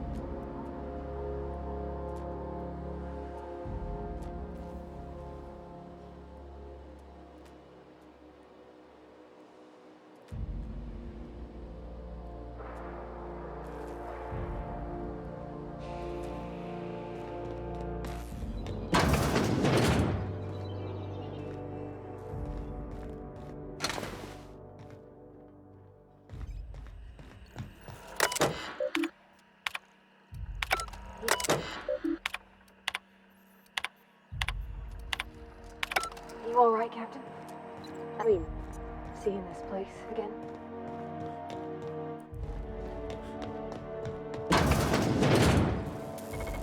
Oh,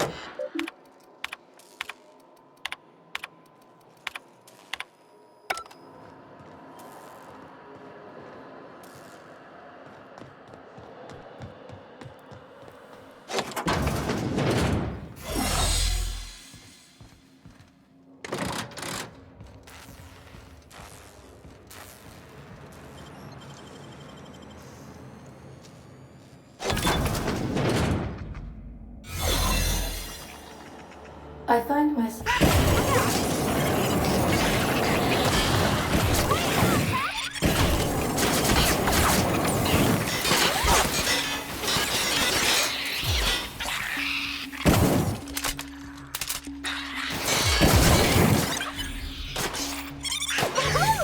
Nice work!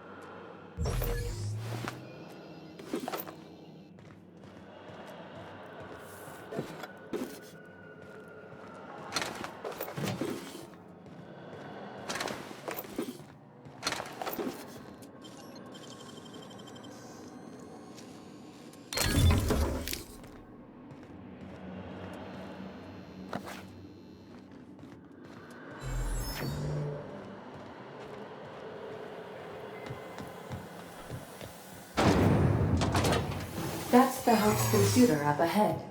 I'll admit, I am curious to wake him.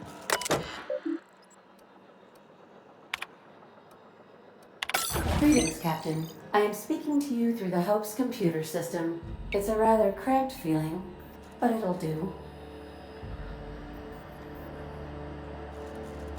Are you sure? That is extremely dangerous. Skipping the Hope will void the warranty on the skip drive. And also potentially kill an entire planet. How is my humor now, Captain? Improved? Jump starting the skip drive. Destination set to Tartarus.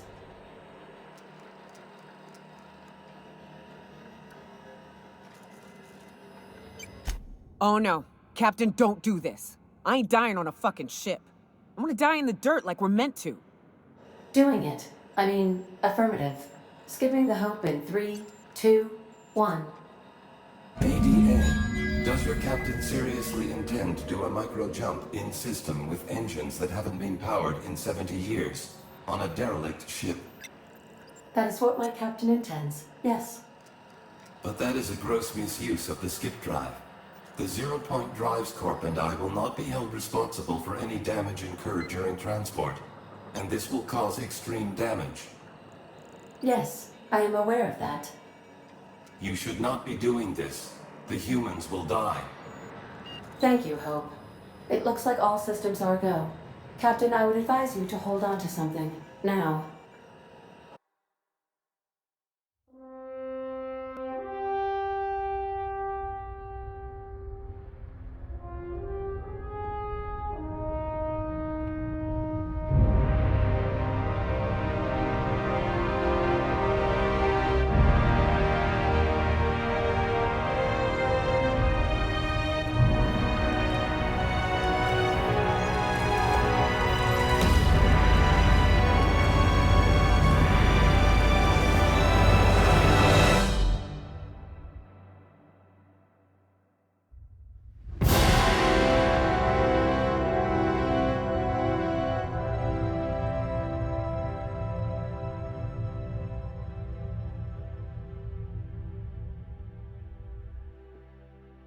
Oh, good.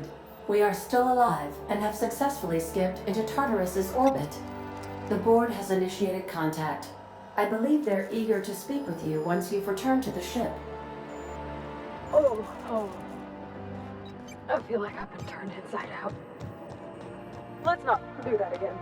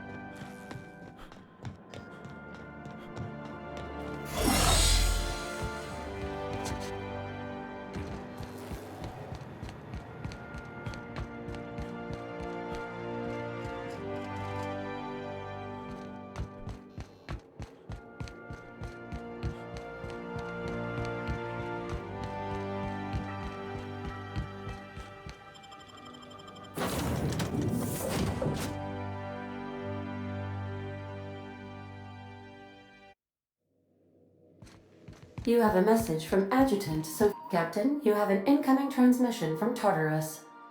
Attention, Captain of the Unreliable. This is Chairman Rockwell. I'm on Tartarus and, we need your help.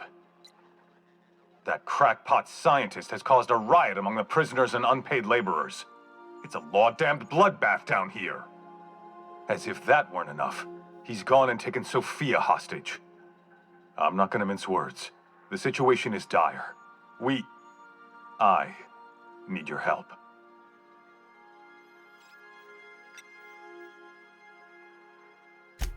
I don't know. They're in the pits somewhere. Well, you'll see for yourself when you get here. Make haste, Captain. We're losing men by the... Oh, fuck. Fuck! They're at the door! I need to hide. Hurry! Captain, as it appears we may soon be embarking for a maximum security prison planet, I believe the crew would like to speak with you to, as you humans put it, air some concerns.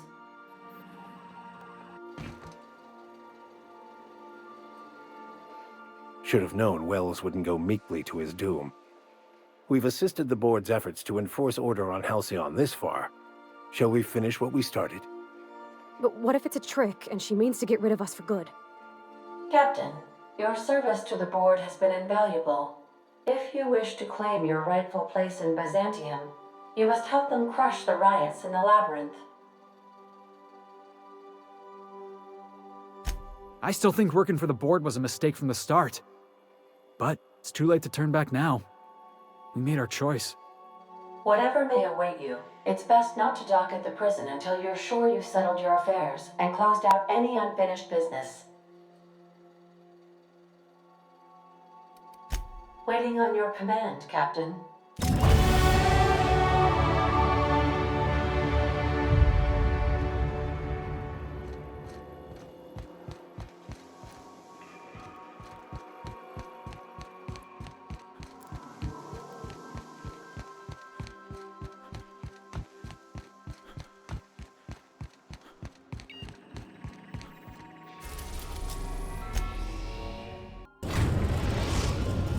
Captain, I am pleased to inform you that we have successfully landed on Tartarus. Please be advised that electrical storms on the surface of Tartarus make departure impossible at this time. Resident count is as follows: 3,071. Resident deaths, including but not limited to executions, are as follows: 1,684. Resident escapes are as follows: 0. The interior can be chilly. Take a scarf with you, Captain. I would also ask that you leave your captain's ID with me, in the event that you do not return. Understood. If you die or are incarcerated for life, I can generate a new ID for the next captain. I would prefer if you return, though. Oh, speak of the devil. Captain, I am receiving a transmission from the prison's docking authority now. You're the backup, right? From Akande? Thank the law you're here. These bloodthirsty sprat bags have no respect for the law. We're pinned down.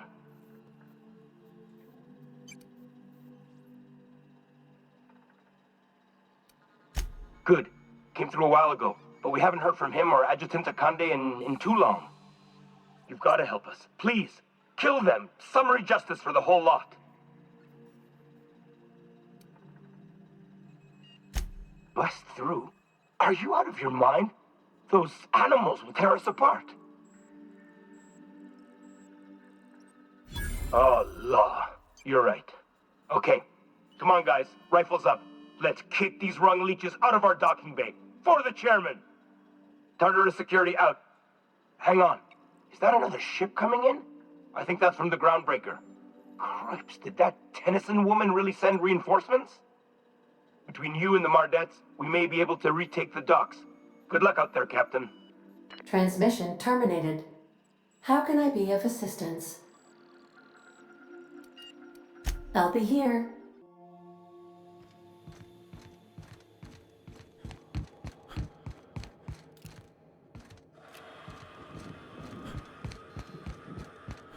Mardettes, open fire!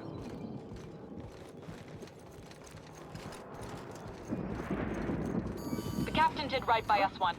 Now it's our turn. Forward for groundbreaker!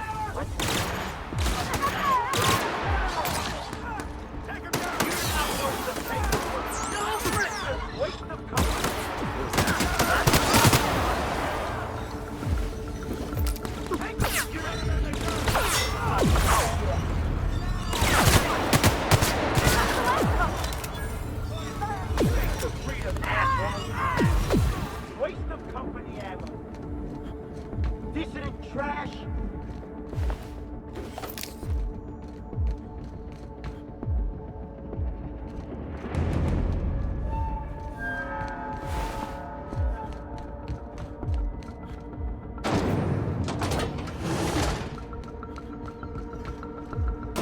Gotta admit, I'm not too keen on walking into a prison. They lock me up, I'm liable to kill everyone trying to get back out. This might be the loneliest place in the whole system.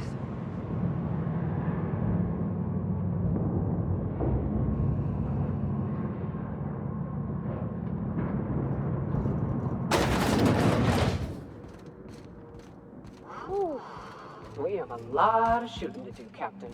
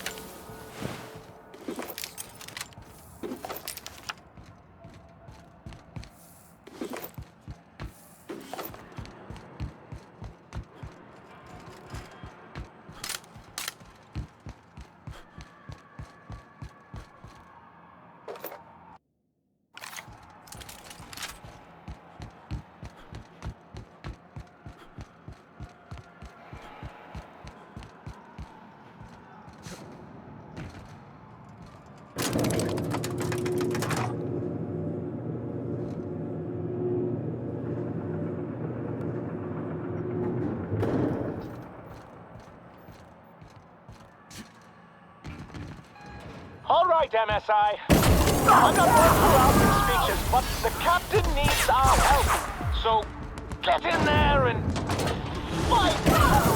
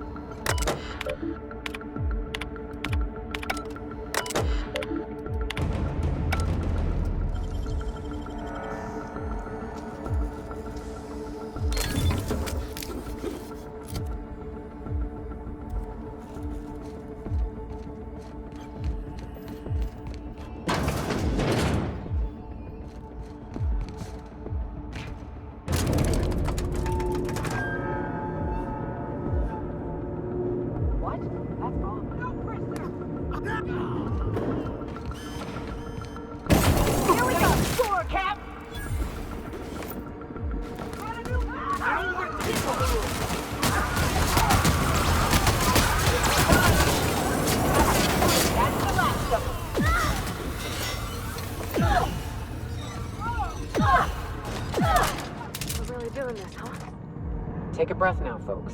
Once we're up there, I suspect we ain't gonna have time to stop shooting.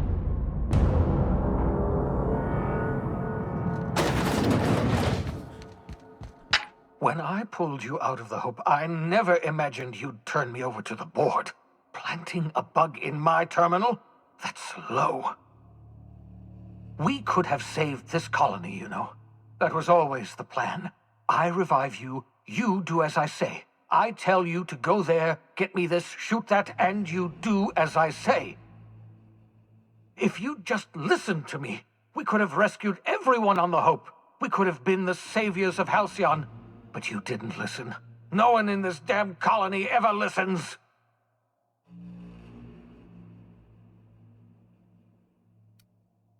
Ha! No, of course not. You're the board's lackey now. And isn't that just paying dividends? You're already the board's favorite agent. Just look at you. You're positively dripping with charm and style. What did they tempt you with, hmm? Power? Money? One of those fancy reclining chairs? Ah, typical. Yes, enjoy your power and your bits and your fancy chairs. You'll be in Byzantium kicking your feet up while the board herds everyone into hibernation chambers. This is how the board operates. It's not enough that they should win. They must see me fail. Well, I haven't failed, you hear me? I still have one last gambit. I've got Adjutant Akande here with me, and I'm going to put a bullet through her eye.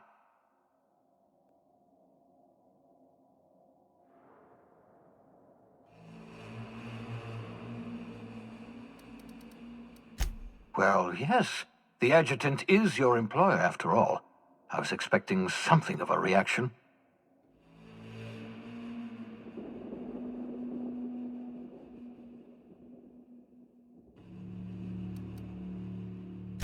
Say what you will, but I can't risk letting you interfere. The only thing worse than Halcyon collapsing is this psychotic monster living to see it happen. If you insist on interfering, I will be forced to kill you, and I don't want that. I can't imagine we've got anything left to say. Yes, I expect we are. I've programmed the Labyrinth's mechanical warden to kill you on sight. I'm sorry to have to do this, but I can't take any chances with you. You were my greatest success, and my greatest disappointment.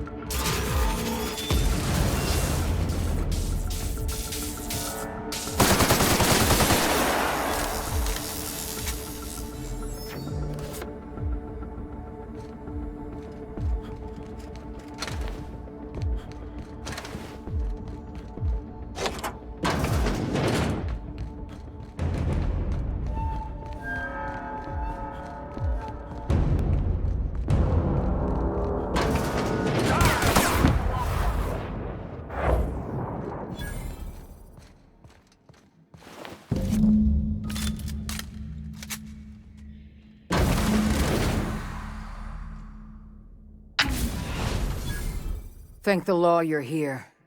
That madman was out of control. You were right to put him down. He was too far gone to be of any use to us. And what about you? You aren't hurt, I hope.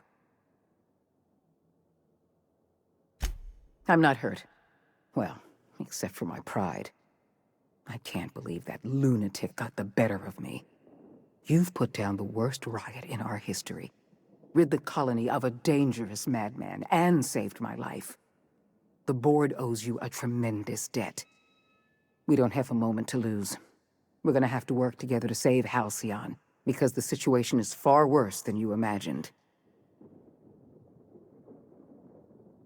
We've lost all contact with Earth. It's been 3 years since we've received a message. We've had no contact, no signals, nothing. Earth has gone dark. 2 years ago, the Earth Directorate's frigate disappeared en route to Earth. We don't know if they ever made it. We don't know if there's an Earth to go back to. So we've got to make do on our own. Seems to me that'll make us stronger in the end anyhow. We must find a way to carry on by ourselves. For better or worse. Halcyon is the only home we have left. You mean we're all alone out here?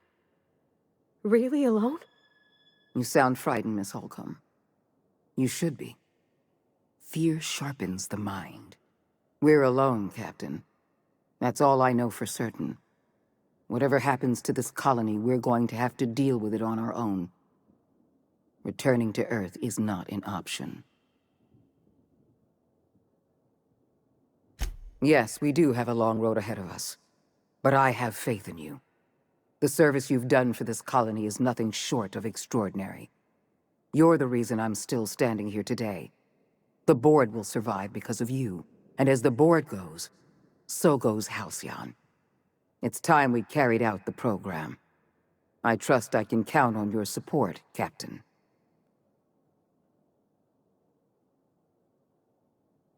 I support your decision wholeheartedly. You've proven yourself the most capable leader in the colony. Now more than ever before, Halcyon needs strong leadership and a steady guiding hand. I look forward to serving as your adjutant. We're on our own now. Earth isn't coming to save us, so we're going to have to save ourselves.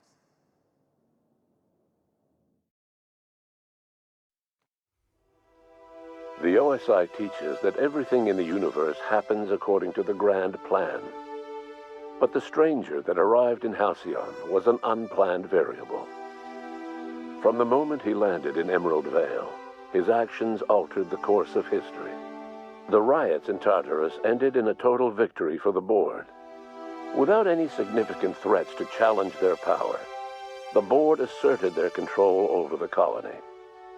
The Lifetime Employment Program began immediately, and the people of Halcyon did exactly what they were expected to do. They obeyed. Sophia Akande converted the labyrinth from a prison to a processing center. She jettisoned the original colonists out of the Hope and transformed the ship into a massive storage facility. One by one, the workers of Halcyon surrendered themselves to the program. They arrived with their families and their friends, their colleagues and their neighbors, and then, one by one, they marched into their stasis chambers. As the workers of Halcyon slept in their hibernation chambers, their settlements became ghost towns, left behind by the board to be reclaimed by nature. Only Byzantium remained, a shining beacon of civilization in an otherwise abandoned colony. The people of Byzantium spent the rest of their days gorging themselves on their stockpile of resources. As for the workers of Halcyon, they never felt the effects of the collapse. They never felt anything at all. The board's focus on Byzantium closed the door on much of Sanjar's civil liberties movement. As the last few townships withered away, MSI had little room to grow. Ever the savvy businessman, however, Sanjar pivoted and established Stellar Bay as the colony's supplier of luxury seafood. Catering to the elite, MSI was allowed to continue operations as a member of the Halcyon board. and became more successful than Sanjar could ever have dreamed. Edgewater's cannery met its production quota for the first time in 3 years. As a result, the adjutant rewarded every worker in Edgewater with a place in the Lifetime Employment Program. Reed Dobson was granted 25 years in suspended animation. However, a computing error adjusted his duration to 250 years. A trouble ticket to resolve this error remains open. While the groundbreaker remained mechanically stable, the changing times forced Junlei Tennyson to make some difficult calls on behalf of her community. The work of maintaining independence was an uphill climb, and she found herself caving to bad faith compromises with the board. Time will tell if the groundbreaker can endure. As smaller settlements were swallowed up and their workers drafted into the Lifetime Employment Program, Byzantium continued to thrive. While its citizens lived in decadence and extravagance, a small cadre of scientists worked to solve the nutrition crisis that threatened Halcyon. No one else much noticed the townships that disappeared from the map, or the luxuries that slowly lost their luster year by year. As the board reasserted control over Halcyon, Felix came to realize that his life as an upstart rebel had come to an end.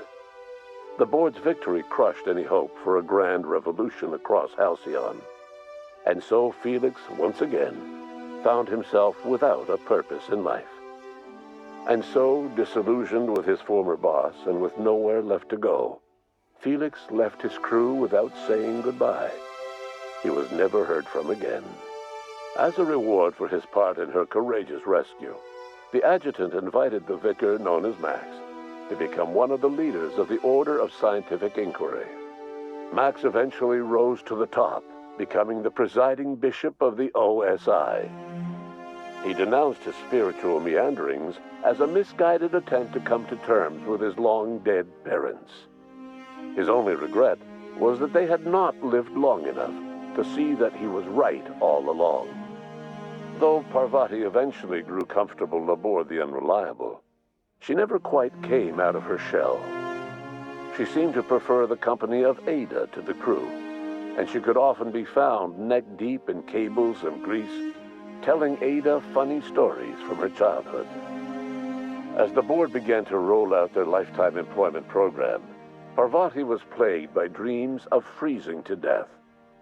She began taking increasingly longer shore leaves, and she eventually disappeared from the Unreliable entirely. The board never knew what became of her, and under the adjutant's orders, they never tried to find out. Parvati was afforded a measure of peace and left to her own devices. Nyoka returned to Monarch to take another crack at making a permanent life for herself. She formed the Charon Group, an MSI subsidiary of ragtag survivalists and wilderness experts. Anyone in need of a guide, or just looking to throw back a beer and swap stories, could find her camping on the trail or clearing an infestation. Before his untimely death, Captain Alex Hawthorne had plans to restore and modify, for combat purposes, a sanitation and maintenance automechanical that he'd found in a state of disrepair in Emerald Vale's scrapyard. That unit remains broken down and forgotten in the Unreliable supply closet to this day. Minister Clark was released from house arrest, and his contact with you gave him a sense of renewed purpose and vigor. Once it became clear that no help would be coming from Earth, he threw his considerable efforts and talents into helping Halcyon manage the crisis before it. Adjutant Sophia Akande was instrumental in executing the Lifetime Employment Program. Following the death of Chairman Rockwell, Sophia Akande served as the loyal adjutant to her former freelancer, now the most powerful person in Halcyon. With Halcyon's workers suspended in a state of hibernation, starvation and chaos are problems of the past. The Lifetime Employment Program succeeded in its goals, but that success came at a price. The Halcyon of today is nothing at all like the colony of yesteryear. Power remains concentrated in Byzantium, but all the colony's resources serve the lifestyle of the elite, thereby transforming Halcyon into one of the smallest and most exclusive colonies in the system. And what about you, the unplanned variable in the history of Halcyon? You brought an end to the chaos on Tartarus and proved yourself the most capable leader left in the colony. With Sophia Akande as your adjutant, you returned in triumph to Byzantium. All of Halcyon was yours.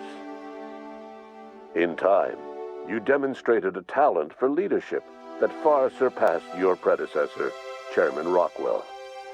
With your steady hand, you guided Halcyon through the turbulent years to follow and helped ensure the colony's survival. No one knows what's happened to Earth, and no one knows what the future has in store for Halcyon. All we know for certain is this: the name of the Unreliable and that of its intrepid captain will remain the subject of countless stories for years to come.